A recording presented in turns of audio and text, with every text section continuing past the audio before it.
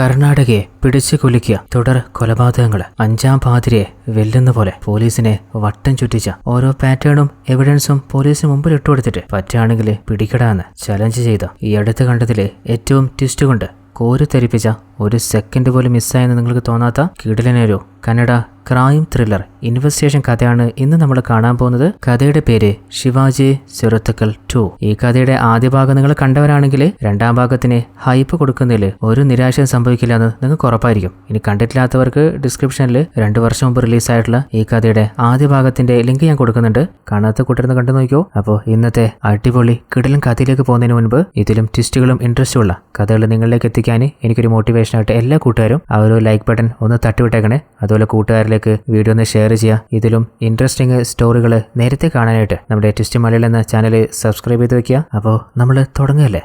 ഈ കഥയുടെ ആരംഭത്തില് നമ്മുടെ ഈ കഥയിലെ നായകനായിട്ടുള്ള ACP ശിവാജി നല്ല ഉറക്കത്തിലാണ്. അപ്പോഴാണ് തന്റെ ഭാര്യ ജനനി ബർത്ത്ഡേ കേക്കുമായിട്ട് തന്നെ എഴുന്നേൽപ്പിക്കാൻ വരുന്നത്. എന്നാൽ പെട്ടെന്നാണ് ആരോ ഒരാള് ജനനിയുടെ തല കടിക്കുന്നത്. ഭയന്നിട്ട് പെട്ടെന്ന് ശിവാജി ഞെട്ടി എഴുന്നേൽക്കാണ്. അതായത് ഫസ്റ്റ് പാർട്ടിൽ നമ്മൾ കണ്ടതല്ലേ ശിവാജിയുടെ ഭാര്യ ഒരു ആക്സിഡന്റിൽ മരണപ്പെട്ടത്. അതിനുശേഷം ആ ഒരു ഭയപ്പെടുത്തുന്ന ഓർമ്മകളിൽ നിന്ന് രക്ഷപ്പെടാനായിട്ട് ചില മെഡിസിൻസ് നമ്മുടെ ഹീറോ എടുക്കാറുണ്ട്. എന്നാൽ മെഡിസിൻസ് തീർന്നു പോയതുകൊണ്ട് മെഡിക്കൽ ഷോപ്പിൽ നിന്ന് വാങ്ങാൻ ഇറങ്ങുകയാണ്. അപ്പോഴാണ് തന്റെ കാറിൽ ഒരു പെൺകുട്ടിയില്ലേ കുഞ്ഞ് മകളെയും കൂട്ടിയിട്ട് ഓടി വന്ന് പറയുന്നത്, ഏട്ടാ നിങ്ങള് പോലീസുകാരൻ ശിവാജി അണ്ണനല്ലേ, ദയവാണിപ്പോ നിങ്ങൾ എന്റെ മുമ്പിൽ എത്തിച്ചേ. അപ്പൊ ഹീറോ, അല്ല നിങ്ങൾ എനിക്ക് അറിയില്ലല്ലോ, എന്താ ഞാൻ ചെയ്യണ്ടേ, എന്റെ മോളിൽ നിന്ന് രക്ഷിക്കോ. നിങ്ങളുടെ ഭാര്യ ജനനിയില്ലേ, അവർക്ക് എന്നെ അറിയാം, മൈസൂരിലെ ഒരു ഓർഫനേജിൽ വെച്ചിട്ട് നമ്മൾ കണ്ടിട്ടുണ്ട്. അപ്പൊ ഹീറോ, പോലീസിന്റെ ഭാഗത്തുനിന്ന് എന്ത് ഹെൽപ്പാ ഞാൻ ചെയ്തു തരണ്ടേ. അപ്പോഴാണ് തന്റെ ഭാര്യ കുറച്ച് ദൂരം നിൽക്കുന്ന പോലെ ഹീറോയ്ക്ക് തോന്നുന്നത്. ആ ഒരു മെഡിസിൻ എടുത്തിട്ടില്ലെങ്കിൽ സിറ്റുവേഷൻ വീണ്ടും വോഴ്സാന്ന് ഉറപ്പായതുകൊണ്ട് ആ ഒരു പെൺകുട്ടിയോട്, എനിക്ക് അർജന്റായിട്ട് ഒരു മെഡിസിൻ വാങ്ങണം, നിനക്ക് എന്ത് ബുദ്ധിമുട്ടുണ്ടെങ്കിലും ഞാൻ നിന്നെ ഹെൽപ്പ് ചെയ്യാം, ഇവിടെ തന്നെ നിൽക്ക്, 1 മിനിറ്റ് എങ്ങോട്ടും പോരുത്. അങ്ങനെ മരുന്ന് കടയിൽ നിന്ന് മരുന്ന് വാങ്ങുമ്പോൾ ആ ഒരു ഓണറോട്, എന്റെ വണ്ടിയുടെ അരികില് ഒരു പെൺകുട്ടി നിൽക്കുന്നുണ്ടോ, അയാളാണെങ്കിൽ അങ്ങനെ ആരുമില്ലല്ലോ സാറേ. അപ്പൊ ഹീറോയ്ക്ക് ഇനി തനിക്ക് തോന്നിയതാണോ. അപ്പോഴാണ് കുറച്ച് ദൂരം ഒരു സ്ത്രീ കരയുന്ന ശബ്ദം കേൾക്കുന്നത്. അതായത് കുറച്ചു നേരത്തെ ഒരു പെൺകുട്ടിയായിട്ട് ഒരു സ്ത്രീ വന്നിരുന്നില്ലേ, അവളെ ആരോ വണ്ടി കൊണ്ട് ഇടിച്ച് തെറിപ്പിച്ചാൻ തോന്നുന്നുണ്ട്. അവള്, ഏട്ടാ എന്റെ മോളെ നോക്കണേ, അവൾക്കൊന്നും സംഭവിക്കില്ലെന്ന് എനിക്ക് പ്രോമിസ് തരില്ലേ. എന്നാൽ ഹീറോ നോക്കുമ്പോൾ ആ ഒരു കുഞ്ഞിനെ അവിടെ എവിടെയും കാണുന്നില്ല. അടുത്തുള്ള ആൾക്കാരോട് ചോദിച്ചിട്ടും അവരാരും കണ്ടിട്ടില്ല. അപ്പോഴാണ് ഹീറോയ്ക്ക് ആ പെൺകുട്ടി ആരാണെന്നും അവൾ ഇതിനു മുൻപ് എവിടെ വെച്ചാണ് കണ്ടതെന്നും ഓർമ്മ വരുന്നത്. കുറച്ചു നാൾ മുൻപ് മൈസൂരിലുള്ള ഒരു ഓർഫനേജില് നമ്മുടെ ഹീറോയും തന്റെ ഭാര്യ ജനനിയുമായിട്ട് കുറച്ച് ഡൊണേഷൻ കൊടുക്കാൻ പോയപ്പോഴാണ് ആദ്യമായിട്ട് അവളെ കാണുന്നത്. അപ്പോ ജനനി, അവിടെ കുറേയധികം അനാഥരായിട്ടുള്ള കുട്ടികളില്ലേ, അപ്പൊ തന്നെ അവളുടെ മനസ്സിലൊരാഗ്രഹം ഉണ്ടായിരുന്നു, ശിവാജിയോട് നമുക്ക് സ്വന്തമായിട്ട് ഒരു കുഞ്ഞിപ്പോ വരാൻ പോവല്ലേ, അപ്പോൾ അവൾക്ക് കൂട്ടായിട്ട് നമുക്ക് ഒരു കുഞ്ഞിനെ ദത്തെടുത്താലോ. അങ്ങനെ അന്ന് ഭാര്യയ്ക്ക് സമ്മതം കൊടുത്തിരുന്നില്ലേ, അതുപോലെ ആക്സിഡന്റിൽ പെട്ടുകിടക്കുന്ന ആ ഒരു പെൺകുട്ടിയുടെ കുഞ്ഞിനെ തന്റെ മകളായിട്ട് ദത്തെടുക്കാൻ ഹീറോ തീരുമാനിക്കുകയാണ്. അങ്ങനെ അവളെ ഹോസ്പിറ്റലിലേക്ക് അയച്ച ശേഷം ആ ഒരു കുഞ്ഞ് എവിടെയാണെന്ന് ആ ഏരിയയിൽ മുഴുവനായിട്ട് തേടി നോക്കുകയാണ്. വല്ലാതെ ലേറ്റായിട്ടും എവിടെയും കാണാതായപ്പോ തിരിച്ച് പോകാനായിട്ട് തന്റെ വണ്ടിയിലേക്ക് വരുമ്പോഴാണ് വണ്ടിയുടെ ഉള്ളിലായിട്ട് ആ ഒരു കുഞ്ഞിനെ കാണുന്നത്. അങ്ങനെ അടുത്ത ദിവസം തന്നെ നമ്മുടെ ജനനിയുടെ അമ്മയോട് കുറച്ച് നാൾ മുൻപാണ് ജനനി ഒരു പെൺകുട്ടിയെ ദത്തെടുക്കുന്ന കാര്യം പറഞ്ഞ്, ആ ഒരു ആഗ്രഹം ഇപ്പോൾ ഞാൻ നിറവേറ്റിയിട്ടുണ്ട്, എന്നാൽ അവളെ എനിക്ക് ഒറ്റയ്ക്ക് നോക്കാൻ പറ്റും തോന്നില്ല. അപ്പോൾ ജനനിയുടെ അമ്മയാണെങ്കിൽ, അതിനെന്താ, അവളുടെ കാര്യം ഞാൻ നോക്കിക്കൊള്ളാലോ. അങ്ങനെ ഹീറോ തന്റെ വോയിസിലൂടെ നമ്മളോട് പറയാണ്, അതായത് മരവിച്ചിരുന്ന എന്റെ ജീവിതത്തിലെ അവിടെ നിന്നാണ് മാറ്റം തുടങ്ങിയത്. പിന്നീട് എന്റെ ലോകവും എന്റെ ഹാർട്ട് ബീറ്റും എല്ലാം എന്റെ മോള് ചുക്കിയായിട്ട് മാറി. എന്റെ എല്ലാ സങ്കടങ്ങളും മറക്കാന് അവളുടെ ചിരി മാത്രം മതിയായിരുന്നു. അങ്ങനെ ചുക്കിയുടെ എല്ലാ സ്വപ്നങ്ങളും, അവളുടെ ആഗ്രഹം തന്റെ അച്ഛനായ ശിവാജി അവളുടെ കൂടെ തന്നെ നിന്ന് നിറവേറ്റി കൊടുക്കുകയാണ്. ചെറുപ്പത്തിലെ ആ ഒരു കുഞ്ഞും മരണപ്പെട്ടു പോയ തന്റെ അമ്മയും അനുഭവിച്ച ഒരു സങ്കടവും പിന്നീട് അവൾ ഒരിക്കലും അനുഭവിക്കേണ്ടി വന്നിട്ടില്ല. അങ്ങനെ കുറച്ച് കുട്ടികള് ഒരു കടൽ തീരത്ത് കളിച്ചുകൊണ്ടിരിക്കുമ്പോൾ പെട്ടെന്ന് ഏതോ ഒരു ചെറിയ പെൺകുട്ടിയെ ക്രൂരമായിട്ട് കൊലപ്പെടുത്തിയിട്ട് തല മാത്രം പുറത്താക്കി മണ്ണിൽ കുഴിച്ചിട്ട രീതിയിൽ കാണാണ്. ഉടനെ തന്നെ പോലീസിനെ ഇൻഫോം ചെയ്യാണ്. എന്നാൽ ഒറ്റ മകളായിരുന്ന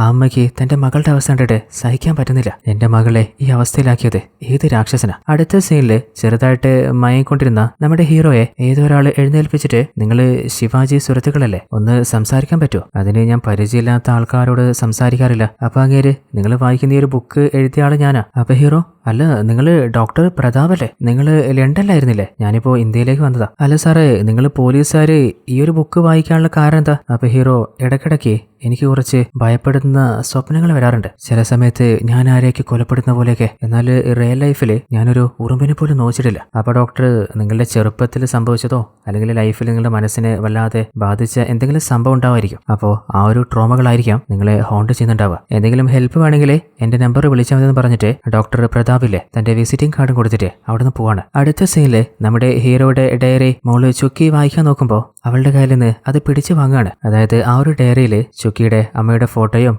അവരുടെ ഡീറ്റെയിൽസും ഉണ്ട്. അപ്പോൾ അതാ കുഞ്ഞ് കാണാതിരിക്കാനാണ്. ചുക്കിയോട് നിന്നോട് ആ റൂം കയറരുതെന്ന് ഞാൻ പറഞ്ഞിട്ടുള്ളതാ. അതിന് ആ റൂം നേരത്തെ ഓപ്പൺ ആയിരുന്നല്ലോ. അപ്പോൾ ഹീറോ ഇല്ലേ ചുക്കി ആ റൂം തുറക്കാൻ ഉപയോഗിച്ച ഒരു സ്ലൈഡ് കാണിച്ചു കൊടുക്കാണ്. അപ്പോൾ ചുക്കി നുണ പറഞ്ഞാൽ എന്താ ചെയ്യണ്ടേ? അപ്പോൾ അവള് അച്ഛാ ദൈവമേ ഞാൻ ചെയ്തു പോകാൻ എന്നോട് ക്ഷമിക്കണേ. അപ്പോൾ ഹീറോ അല്ല എന്നാലും ആ ലോക്ക് നീ എങ്ങനെ ഓപ്പൺ ചെയ്തേ? അത് ഞാൻ യൂട്യൂബ് കണ്ടതാ. എന്റെ ഫ്രണ്ട്സൊക്കെ പറയുന്നത് പോലീസിനെക്കാളും പവർ കള്ളന്മാർക്കാണ്. അത് കേട്ടപ്പോൾ ഹീറോയ്ക്ക് ദേഷ്യം വന്നിട്ട് അങ്ങനെ ചിന്തിക്കാനോ പറയാനോ പാടില്ല. അങ്ങനെ മകളുമാര് കളിച്ചോണ്ടിരിക്കുമ്പോൾ ഹീറോയുടെ അസിസ്റ്റന്റ് വരികയാണ്. അല്ല സാറേ കുറെ നേരം ഫോൺ വിളിച്ചിട്ട് കിട്ടിയില്ലല്ലോ. അത് ഡ്യൂട്ടിയിൽ നിന്ന് കുറച്ച് ദിവസമായിട്ട് ഞാൻ ബ്രേക്കിലല്ലേ. അപ്പോൾ ചുക്കിയാണെങ്കിൽ എന്റെ ബർത്ത്ഡേ വരാൻ പോകുന്നത് അച്ഛനെ ഞാൻ എങ്ങോട്ടും വിടില്ല. അപ്പൊ അസിസ്റ്റന്റ് ഒരു പ്രധാനപ്പെട്ട ഹൈ പ്രൊഫൈൽ കേസ് ഉണ്ട്. DCP മേഡം ആണെങ്കിൽ പേഴ്സണലായിട്ട് സാറിനെ പെട്ടെന്ന് അറിയിക്കാൻ പറഞ്ഞ് എന്നെ അയച്ചതാ. അപ്പോൾ ബർത്ത്ഡേക്ക് തന്റെ അച്ഛൻ ഉണ്ടാവില്ല എന്ന് ചുക്കിക്ക് മനസ്സിലായപ്പോ ദേഷ്യം പിടിച്ച് പെണുങ്ങിട്ട് അവിടെ നിന്ന് പോവാണ്. അങ്ങനെ നേരെ DGPയെ മീറ്റ് ചെയ്യാൻ വന്നപ്പോഴാണ് അവര് പറയുന്നത് നിധി എന്ന ഒരു പെൺകുട്ടി അവള് മിസ്സിംഗ് ആണ്. മിസ്സാകുന്നതിന് മുൻപ് ശിവാജി സുരത് സാറെ എന്നെ ഹെൽപ്പ് ചെയ്യണമെന്ന് ഒരു വോയിസ് മെസ്സേജ് അയച്ചിട്ടുണ്ടായിരുന്നു. അപ്പൊ ഹീറോ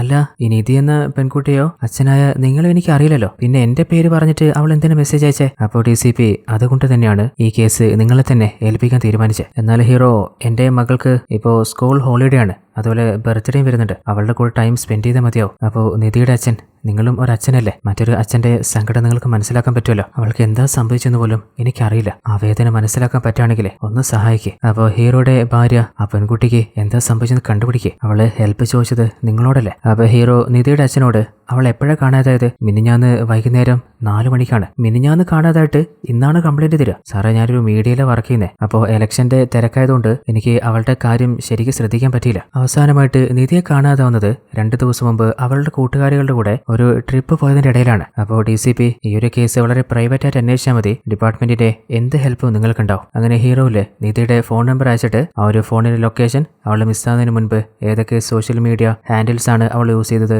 എല്ലാ ഡീറ്റെയിൽസും കളക്ട് ചെയ്തെടുക്കാൻ പറയാണ്. ഉടനെ തന്നെ ഹീറോയ്ക്ക് നിധിയുടെ ഫോണിലെ ഒരു സസ്പീഷ്യസ് ആയിട്ടുള്ള വീഡിയോ അയച്ചു കൊടുക്കാണ്. അത് ചെക്ക് ചെയ്യുമ്പോഴാണ് നിധിയും ഫ്രണ്ട്സും ഫോട്ടോ എടുക്കുമ്പോൾ ബാക്ക്ഗ്രൗണ്ടിൽ ഏതോ ഒരുത്തൻ ഹോഡി ഇട്ടിട്ട് അവരുടെ വീഡിയോസ് എടുക്കുന്നുണ്ടായിരുന്നു. അപ്പോൾ അവൻ തന്നെ ആയിരിക്കാം അവളെ തട്ടിക്കൊണ്ട് പോയിട്ടുണ്ടാവുക. അവൾ അപകടത്തിലാണെന്ന് ഹീറോയ്ക്ക് ഉറപ്പാവുന്നുണ്ട്. അങ്ങനെ ഹീറോ തിരിച്ചു പോകുമ്പോൾ വെക്കേഷന് മകളുടെ കൂടെ ടൈം സ്പെൻഡ് ചെയ്യാൻ പറ്റുന്നില്ലല്ലോ. അപ്പോൾ ഒന്ന് സോപ്പിടാനായിട്ട് അവൾ വിളിച്ചിട്ട് നിനക്ക് വരുമ്പോൾ ഞാൻ ചോക്ലേറ്റ് കൊണ്ടുവരാം, എനിക്കൊന്നും വേണ്ട, ഐസ്ക്രീമോ വേണ്ട. അവൾ വീണ്ടും ഫോൺ കട്ടിയാണ്. അവസാനം വിളിച്ചിട്ട് ചുക്കി ഫോൺ കട്ടിയല്ലേ, നീ ഇന്നലെ അമ്മയുടെ റൂമിൽ നിന്ന് ഒരു ബുക്ക് അടിച്ചു മാറ്റാൻ നോക്കിയില്ലേ, അതിലെ കഥ മുഴുവൻ ഞാൻ പറഞ്ഞുതരാം, ഉറപ്പായിട്ടും പറഞ്ഞുതരാം. എന്നാ പിന്നെ ഓക്കെ. അങ്ങനെ അവൾ ഫോൺ കട്ടിയാണ്. അപ്പോൾ അസിസ്റ്റന്റിനോട് ഹീറോ ഇനി എത്ര ഭാര്യമാരുണ്ടെങ്കിലും എന്ത് പ്രശ്നമുണ്ടെങ്കിലും സോൾവ് ചെയ്യാം, എന്നാലൊരു പെൺകുട്ടി ഉണ്ടെങ്കിലേ അവളെ സമാധാനിപ്പിക്കുക ഭയങ്കര ബുദ്ധിമുട്ടാ. അപ്പൊ അസിസ്റ്റന്റ് ശരിയാ സാറേ, എന്റെ അവസ്ഥ അങ്ങനെയാ, എനിക്കും 2 ആളുണ്ട്. എന്ത് 2 ഭാര്യയോ? അല്ല. അപ്പൊ 2 മകളോ? അല്ല സാറേ, 2 കലിപ്പുകളായിട്ടുള്ള ഗേൾഫ്രണ്ട്. പിടിച്ചാലും വലുതാണ് വളത്തില്. അങ്ങനെ അവസാനമായിട്ട് നിധി ടൂർ പോയ അവളെ തട്ടിക്കൊണ്ടുപോയ ആ ഒരു സ്ഥലത്ത് നമ്മുടെ ഹീറോയും അസിസ്റ്റന്റ് എത്താണ്. അതേ സ്ഥലത്ത് ആ ഒരു നാട്ടിലെ SI ഉണ്ട്. അങ്ങനെ കണ്ടപ്പോ ഹീറോ ഇപ്പൊ അടുത്ത നിങ്ങളുടെ കല്യാണം കഴിഞ്ഞല്ലേ? അതെ സാറേ. എങ്ങനെയാ മനസ്സിലായേ? കഴുത്തിലുള്ള ആ ഒരു ഗോൾഡ് ചെയിൻ കണ്ടാലറിയില്ലേ, അമ്മായപ്പൻ തന്ന ഗിഫ്റ്റ് ആയിരിക്കൂലേ? അത് കേട്ടപ്പോ അസിസ്റ്റന്റ് ശരിയാ സാറേ, നമ്മുടെ ഡിപ്പാർട്ട്മെന്റിൽ ജോലി ചെയ്തിട്ട് ഇതുപോലൊരു ചെയിനൊക്കെ എപ്പോൾ വാങ്ങാനോ? അങ്ങനെ ആ ഒരു ഏരിയയിൽ നിന്ന് എവിഡൻസ് കളക്ട് ചെയ്ത് നോക്കിയിട്ടും അവർക്ക് പ്രത്യേകിച്ച് ക്ലൂ ഒന്നും കിട്ടിയില്ല. അപ്പോൾ അസിസ്റ്റന്റ് നിധിയുടെ കൂട്ടുകാരികളോട് ചോദിച്ചപ്പോൾ പെട്ടെന്ന് അവൾക്കൊരു കോള് വന്നിട്ട് അവൾ കാറും എടുത്തിട്ട് എങ്ങോട്ട് പോയതാണ്. അതിനുശേഷം അവൾക്ക് എന്താ സംഭവിച്ചെന്ന് അറിയില്ല. അപ്പോഴാണ് അവിടെ ഇലക്ഷന്റെ പോസ്റ്റർ കാണുന്നത്. അങ്ങനെയാണെങ്കിൽ ഈ ഭാഗത്ത് ചെക്ക് പോസ്റ്റുകൾ ഉണ്ടാവാൻ എന്തായാലും ചാൻസ് ഉണ്ടല്ലോ. അപ്പോൾ SIയും പറയുന്നുണ്ട് സാറേ പുതിയ 2 പോസ്റ്റ് ഓപ്പൺ ചെയ്തിട്ടുണ്ട്. അങ്ങനെ അവരില്ലേ ആദ്യത്തെ പോസ്റ്റിലുള്ള കോൺസ്റ്റബിൾസിനോട് ഈ ഒരു പെൺകുട്ടി ഒരു വൈറ്റ് കളർ സ്വിഫ്റ്റ് എടുത്തിട്ട് പോകുന്ന കണ്ടിരുന്നു. അപ്പോൾ കോൺസ്റ്റബിൾ പറയുന്നുണ്ട് സാറേ ആ പെൺകുട്ടിയോട് വണ്ടിയുടെ ബുക്കും പേപ്പറും ചോദിച്ചപ്പോൾ അവൾ നിർത്താതെ പെട്ടെന്ന് എടുത്തു പോയിരുന്നു, നമ്പർ ഞാൻ നോട്ട് ചെയ്തിട്ടുണ്ട്. അങ്ങനെ ചെക്ക് ചെയ്യുമ്പോൾ 3 മണിക്കാണ് നിധി ആ ഒരു പോസ്റ്റ് ക്രോസ് ചെയ്ത് പോയിട്ടുള്ളത്. അപ്പോഴാണ് ഹീറോയ്ക്ക് ഒരു കാര്യം ഓർമ്മ വരുന്നത്. അതായത് ഹീറോയുടെ ഹെൽപ്പ് ചോദിച്ചിട്ട് അവളൊരു വോയിസ് മെസ്സേജ് അയച്ചിരുന്നില്ലേ, അപ്പോൾ അതിലൊരു വെള്ളച്ചാട്ടത്തിന്റെ വാട്ടർഫോളിന്റെ സൗണ്ട് ഉണ്ടായിരുന്നു. അതുപോലെ ആ ഒരു മെസ്സേജ് അവളുടെ അച്ഛൻ അയച്ചത് 4 മണിക്കാണ്. 3 മണിക്ക് അവൾ അവിടെ നിന്ന് പോയി. അപ്പോൾ 4 മണിക്ക് മെസ്സേജ് അയച്ചിട്ടുണ്ടെങ്കിൽ 1 മണിക്കൂറിനുള്ളിൽ അവൾ എത്തുന്ന ആ ഒരു ഏരിയയിലുള്ള വാട്ടർഫോൾ ഏതാണെന്ന് കണ്ടെത്തണം. അങ്ങനെ ആ ഒരു ഭാഗത്തേക്ക് പോയി നോക്കുമ്പോൾ നിധിയുടെ കാറ് കണ്ടെത്തുകയാണ്. എന്നാൽ അവിടെ 2 വഴിയുണ്ട്. അതിലെ ഇടതുഭാഗത്തെ വഴിയിലാണ് ആ ഒരു വെള്ളച്ചാട്ടുള്ളത്. എന്നാൽ അപ്പോഴാണ് ഹീറോ വലതുഭാഗത്തെ വഴിയിലെ കുറച്ച് ദൂരെ ഒരു കല്ലിലെ ബ്ലഡിന്റെ സ്റ്റെയിൻ കാണുന്നത്. അപ്പോൾ ഹീറോയ്ക്ക് ഉറപ്പായിട്ടുണ്ട് അവിടെ വെച്ച് അവൾക്ക് എന്തോ സംഭവിച്ചിട്ടുണ്ട്. പോയി നോക്കുമ്പോൾ അവിടെ നിന്ന് അവളുടെ മോതിരം കിട്ടുകയാണ്. അപ്പോൾ ഹീറോയ്ക്ക് ഒരു കാർ ഉറപ്പായിട്ടുണ്ട്. ചിലപ്പോൾ അവൾക്ക് പരിചയമുള്ള ആരെങ്കിലും ആയിരിക്കാം അവളെ വിളിച്ചിട്ടുണ്ടാവുക. അതുകൊണ്ടാണല്ലോ അവൾ കാറും എടുത്ത് അവൻ പറഞ്ഞ സ്ഥലത്തേക്ക് വന്നിട്ടുണ്ടാവുക. എന്നാൽ അവളുടെ കോൾ റെക്കോർഡ് ചെക്ക് ചെയ്തപ്പോൾ ആ ഒരു ഡീറ്റെയിൽസ് ഫൈൻഡ് ചെയ്യാൻ പറ്റുന്നില്ല. അപ്പോൾ അവള് കാണാൻ വന്നത് ആരെയായിരിക്കും? അവൾ എവിടെ പോയ അവൾക്ക് എന്താ പറ്റിയിട്ടുണ്ടാവുക? എന്നാൽ ആ ഒരു ഏരിയ ചെക്ക് ചെയ്യുമ്പോൾ അവള് വല്ലാതെ ഭയന്ന് ഓടിയ പോലെ പല ഭാഗത്തായിട്ട് അവളുടെ ശരീരം കോർത്തിട്ട് മുറിവായി രക്തമായ പാടുകൾ കാണുന്നുണ്ട്. അങ്ങനെ ആ ഒരു ഏരിയ മുഴുവൻ നോക്കിയിട്ടും പ്രത്യേകിച്ച് ക്ലൂ ഒന്നും കിട്ടിയില്ല. അങ്ങനെ നൈറ്റ് ആയിട്ടുണ്ട്. തന്റെ മകളോട് വൈകുന്നേരം വരാമെന്ന് പറഞ്ഞിരുന്നാണല്ലോ, കഥയും പറയാന്ന് പറഞ്ഞിരുന്നു. അപ്പോൾ അവളെ വിളിച്ചു നോക്കുമ്പോൾ അവള് നല്ല ദേഷ്യത്തില്ല. കഥ പറഞ്ഞാലേ അച്ഛനോട് ഞാൻ മിണ്ടുള്ളൂ. അപ്പോൾ ഹീറോ തന്റെ ലൈഫിൽ ഒരു കഥ പറയാണ്. ഹീറോയുടെ അച്ഛനും കൂട്ടുകാരും കൂടി അവരുടെ മകളെ ഹീറോയ്ക്ക് കല്യാണം കഴിച്ചു കൊടുക്കാൻ തീരുമാനിച്ചതായിരുന്നു. എന്നാൽ അവളുടെ ക്യാരക്ടർ ഹീറോയ്ക്ക് അത്രയ്ക്ക് ഇഷ്ടമായിരുന്നില്ല. അങ്ങനെ ഇരിക്കെ ഒരു ചെറിയ നായ്ക്കുട്ടി അവളുടെ അരികിലേക്ക് നടന്നു വന്നപ്പോൾ അവൾ അതിനെ തള്ളിത്തെറിപ്പിച്ചു. അപ്പോൾ വേറൊരു പെൺകുട്ടി വളരെ സ്നേഹത്തോടെ ആ ഒരു നായ്ക്കുട്ടിയെ വാരിയെടുത്തു. അത് അവളുടെ കൂട്ടുകാരി ജനനിയായിരുന്നു. ജനനിയെ കണ്ടപ്പോൾ തന്നെ എനിക്ക് വല്ലാതെ അവളോട് ഇഷ്ടം തോന്നി. അങ്ങനെ ഇടയ്ക്കിടയ്ക്ക് ഞങ്ങൾ മീറ്റ് ചെയ്യാൻ തുടങ്ങി. അങ്ങനെ ജനനിയുടെ അമ്മയും നമ്മുടെ ഇഷ്ടം മനസ്സിലാക്കി. നമ്മുടെ രണ്ടുപേരുടെയും ടേസ്റ്റുകളൊക്കെ ഏകദേശം ഒരുപോലെയായിരുന്നു. എന്നാൽ എൻ്റെ അച്ഛന് ജനനിയെ തീരെ ഇഷ്ടപ്പെട്ടിരുന്നില്ല. അങ്ങനെ ഒരു ദിവസം അവളുടെ ഓഫീസിൽ പോയിട്ട് ഇനി ഒരിക്കലും എൻ്റെ മകന്റെ ലൈഫിലെ നിന്നെ കാണാൻ പാടില്ല എന്ന് അവളെ വാൺ ചെയ്തതാണ്. പിന്നീട് എന്താ പറ്റിയച്ചാ? എന്നാൽ അപ്പോഴാണ് ഹീറോ എന്തോ ഒരു കാര്യം കാണുന്നത്. മോളെ ഞാൻ പിന്നെ വിളിക്കാന്ന് പറഞ്ഞിട്ട് ഫോൺ കട്ട് ചെയ്തിട്ട് ആ ഒരു ഏരിയയിൽ നോക്കുമ്പോൾ ഒരു പ്രത്യേകതരം പുഴുവിനെ ഹീറോ കാണുകയാണ്. അപ്പൊ ഹീറോയ്ക്ക് ഒരു കാര്യം ഉറപ്പായിട്ടുണ്ട്. അങ്ങനെയുള്ള പുഴുക്കൾ വരാറ് സാധാരണ എന്തെങ്കിലും മൃതദേഹം ബോഡി കഴിക്കാനാണ്. അങ്ങനെയാണെങ്കിൽ ഇവിടെ അടുത്ത വീഡിയോ വല്ല ജീവിയുടെയോ മനുഷ്യന്റെ ബോഡി ഉണ്ട്. എന്നാൽ SIയും അസിസ്റ്റന്റും കരുതുന്നത് അവളുടെ ഇത് ഒരു സൂയിസൈഡ് ആണെന്നാണ്. എന്നാൽ ഹീറോയ്ക്ക് ഉറപ്പാണ് നിധിക്ക് എന്തോ സംഭവിച്ചിട്ടുണ്ട്. അങ്ങനെ അവിടെ പൂട്ടി വെച്ചിരുന്ന ഒരു ഗേറ്റും തുറന്നിട്ട് ഉള്ളിലേക്ക് പോയി നോക്കുമ്പോൾ ഒരു മരക്കഷ്ണം കൊണ്ട് എന്തോ മൂടി വെച്ചിട്ടുണ്ട്. അത് തട്ടിത്തെറിപ്പിച്ചപ്പോൾ അതിന്റെ അടിയിൽ നിധിയെ കൊലപ്പെടുത്തിയിട്ട് അവളുടെ മുഖം വികൃതമാക്കിയിട്ട് തല മാത്രം പുറത്തായ രീതിയിൽ ആ ഒരു കൊലയാളി കുഴിച്ചു മൂടിയിരിക്കുകയാണ്. അവളുടെ മുഖം ഐഡന്റിഫൈ ചെയ്യാൻ പറ്റാതെയും അത് നിധിയുടെ ബോഡിയാണെന്ന് ഹീറോ എങ്ങനെ കൺഫേം ചെയ്തെന്ന് വെച്ചാൽ അവളുടെ മിസ്സിംഗ് ഫോട്ടോയിലുണ്ടായിരുന്ന അതേ കമ്മൽ വെച്ചിട്ടാണ്. ഇത്രയൊക്കെ ബ്രൂട്ടലായിട്ടുള്ള ഒരു ഡെഡ് ബോഡി എന്റെ ലൈഫിൽ ഞാൻ കണ്ടിട്ടില്ലെന്ന് ഹീറോ തന്റെ അസിസ്റ്റൻസിനോട് പറയാണ്. അങ്ങനെ ഉടനെ തന്നെ എവിഡൻസ് കളക്ട് ചെയ്യാനായിട്ട് ഫോറൻസിക് ടീമിനെയും പോലീസ് ടീമിനെയും ആ ഒരു ഏരിയയിലേക്ക് കൊണ്ടുവരികയാണ്. അപ്പോഴാണ് അവിടെ നിന്ന് നമ്മുടെ ഹീറോയ്ക്ക് ഒരു മേക്കപ്പ് ബോട്ടിൽ കിട്ടുന്നത്. ഈ ഒരു സ്ഥലത്തേക്ക് ആകെ വന്നത് ഒന്ന് നിധിയുടെ കൂടെ വന്ന ആ ഒരു കൊലയാളി. അങ്ങനെയാണെങ്കിൽ ഇനിയിപ്പോ ഏതെങ്കിലും പെൺകുട്ടി ആയിരിക്കോ ഈ കൊലപാതകത്തിന്റെ പിന്നിലെ ആവാനും സാധ്യതയുണ്ട്. അതുപോലെ നിധിയുടെ ശരീരം മുഴുവൻ നോക്കുമ്പോൾ എവിടെയും വെപ്പൺസിന്റെ മാർക്കൊന്നുമില്ല. അപ്പൊ ഹീറോ തന്നെ ഒരു കൊലയാളിയായിട്ട് സങ്കല്പിച്ചിട്ട് എങ്ങനെയായിരിക്കാം അവളെ കൊലപ്പെടുത്തിയിട്ടുണ്ടാവാന്ന് നമ്മളോട് പറയാണ്. ആ ഒരു കൊലയാളി അവളെ പിന്തുടർന്ന് വന്നിട്ട് അവളുടെ കഴുത്തിന്റെ ഞരമ്പ് പ്രസ് ചെയ്ത് ബ്രെയിനിലേക്കുള്ള ബ്ലഡ് സർക്കുലേഷൻ സ്റ്റോപ്പ് ചെയ്ത് അവളെ ബോധം കെടുത്തതാണ്. അതിനുശേഷം ഒരു കുഴിയെടുത്ത് അതിൽ അവളെ മൂടിയിട്ട് തല മാത്രം പുറത്താക്കി ജീവനോടെ അവളുടെ മുഖം ഗ്യാസ് കണ്ണ് വെച്ച് കരിച്ചതാണ്. പാവം ആ പെൺകുട്ടി വല്ലാതെ ഭയന്ന് ഹൃദയാഘാതം വന്നിട്ടായിരിക്കാം മരണപ്പെട്ടു പോയിട്ടുണ്ടാവുക. അപ്പോൾ ആ ഒരു കൊലയാളിയുടെ ഉദ്ദേശം നിധിയെ ക്രൂരമായിട്ട് ടോർച്ചർ ചെയ്യാന്ന് തന്നെയാണ്. അപ്പോൾ ഹൃദയമില്ലാത്ത ക്രൂരനായ ഒരു കൊലയാളിയാണ് നമ്മൾ തേടിക്കൊണ്ടിരിക്കുന്നത്. അപ്പോഴാണ് ഹീറോ ഒരു കാര്യം കാണുന്നത്. അതായത് നിധിയുടെ വായുടെ ഉള്ളിലായിട്ട് ആ ഒരു കൊലയാളി ഒരു പേപ്പർ വെച്ചിട്ടുണ്ട്. അതെടുത്ത് വായിച്ചു നോക്കുമ്പോൾ അത് പഴയ കന്നഡാണ്. അതെന്താണെന്ന് മനസ്സിലാവുന്നില്ല. അപ്പൊ അസിസ്റ്റന്റ്, അല്ല സാറേ, കൊലയാളി നമുക്കെന്തിനാ ലെറ്റർ അയക്കുന്നേ? അതായത് അവൻ നമ്മുടെ ചലഞ്ച് ചെയ്യാണ്, അവനെ തൊടാൻ പറ്റില്ല എന്ന് നമ്മളെ വെല്ലുവിളിക്കുകയാണ്. അതായത് പല നോവലുകളിലും പല സിനിമകളിലും ഇതുപോലത്തെ ക്യാരക്ടേഴ്സ് വരാറില്ലേ? ചിലപ്പോൾ അതൊക്കെ കണ്ട് ഇൻസ്പയർഡ് ആയിട്ടായിരിക്കാം, അതല്ലെങ്കിൽ എന്തെങ്കിലും മെന്റൽ ഡിസോർഡർ ആയിരിക്കാം. ഒരു കാര്യം ചെയ്യ്, ഈ ഒരു ലെറ്ററിന്റെ ഒരു ഫോട്ടോ സോഷ്യൽ മീഡിയയിൽ അപ്ലോഡ് ചെയ്യും. അപ്പോൾ ഈ പഴയ മോഡൽ കന്നഡം അതുപോലെ ഇതിൽ എന്താ എഴുതിയെന്ന് ആർക്കെങ്കിലും വായിക്കാൻ പറ്റുകയാണെങ്കിൽ നമുക്ക് യൂസ്ഫുൾ ആവുമല്ലോ. അപ്പോഴാണ് നിധിയുടെ അച്ഛൻ വിളിക്കുന്നത്. സാറേ, എൻ്റെ മോൾക്ക് എന്താ പറ്റിയെന്ന് പോലും അറിയാതെ ഞാൻ ചിലപ്പോൾ ഒരുക്കി തീർന്നേനെ.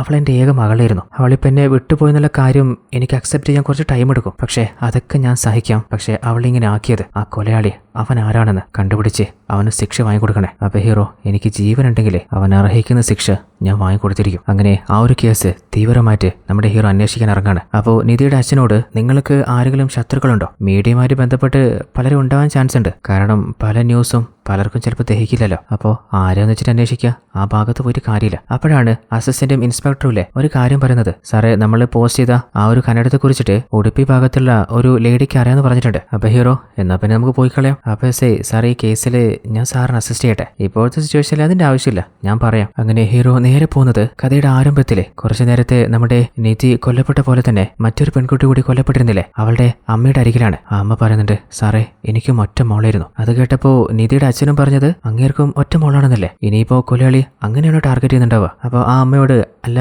നിങ്ങളുടെ ഹസ്ബൻഡ്? സാറേ, ഞങ്ങൾ ഡിവോഴ്സ്ഡ് ആണ്. സാറേ, ചെറുപ്പം മുതലേ കുറച്ച് ചൂടുള്ള വെള്ളം പോലും എൻ്റെ മക്കളുടെ കണ്ണുകളിലോ ശരീരത്തിലോ ഞാൻ ആക്കിയിരുന്നില്ല. ആ എൻ്റെ മോളെ അവൻ എന്താ ചെയ്തെന്നറിയോ? എന്റെ മോള് പറയായിരുന്നു ഒരു നാള് അമ്മ അഭിമാനിക്കുന്ന പോലെ ഞാനും പേപ്പറിൽ വരുന്നു. എന്നാൽ ഒരിക്കലും അവളുടെ ഈ ഒരു ചിത്രമായിരിക്കും ഞാൻ കാണേണ്ടി വരികയെന്ന് സ്വപ്നത്തെ പോലെ ഞാൻ കരുതിയിരുന്നില്ല. അങ്ങനെ ആ ഒരു ന്യൂസ് പേപ്പർ ചെക്ക് ചെയ്യുമ്പോഴാണ് ആദ്യം മരണപ്പെട്ട പെൺകുട്ടിയുടെ കൂടെ നിധിയുടെ ഒരു കൂട്ടുകാരി നിൽക്കുന്ന കാണുന്നേ. അപ്പോൾ കൊലയാൾ ഉറപ്പായിട്ട് ഒരു പെൺകുട്ടി അവന് ചാൻസ് ഇല്ലേ? ആദ്യം അവളെക്കുറിച്ച് അന്വേഷിക്കാൻ അസിസ്റ്റന്റിനെ ഏൽപ്പിക്കുകയാണ്. അപ്പൊ ഹീറോ, അല്ല ഈ ഒരു ലെറ്ററിനെ കുറിച്ച് നിങ്ങൾക്ക് അറിയാമെന്ന് പറഞ്ഞിരുന്നില്ലേ? അതെ സാറ്, ഞാൻ മീഡിയയിൽ കണ്ടിരുന്നു. അന്ന് എന്റെ മകളുടെ ശരീരത്തിലും ഇതുപോലെ ലെറ്റർ ഉണ്ടായിരുന്നു. അങ്ങനെ ആ ലെറ്റർ നോക്കുമ്പോൾ രണ്ടിലും ഒരേ കൈയക്ഷരം ഒരേ എഴുത്തുകൾ. അതായത് ഈ രണ്ട് കൊലപാതകം ചെയ്തിട്ടുള്ളത് ഒരേ കൊലയാളി തന്നെയാണ്. അപ്പോൾ ആദ്യം കൊല്ലപ്പെട്ട പെൺകുട്ടിയുടെ പേര് നേത്ര എന്നാണ്. നേത്രയുടെ അമ്മയോട് അവളുടെ ഫോൺ ചോദിക്കുമ്പോൾ സാറേ അവള് മിസ്സായപ്പോൾ തന്നെ അവളുടെ ഫോണും കാണാതായതാ. അല്ല അസിസ്റ്റന്റിനെ കൊണ്ട് അന്വേഷിപ്പിച്ചപ്പോൾ നിധി കാണാതാവുന്നതിന് മുൻപ് അവളുടെ ഫോണും മിസ്സായിരുന്നില്ലേ? അങ്ങനെയാണെങ്കിലേ നിധിയെ അവൾ താമസിച്ചിരുന്ന ആ ഒരു ഹോട്ടലിലെ ലാൻഡ് ലൈനിലേക്കാണ് ആ ഒരു കൊലയാളി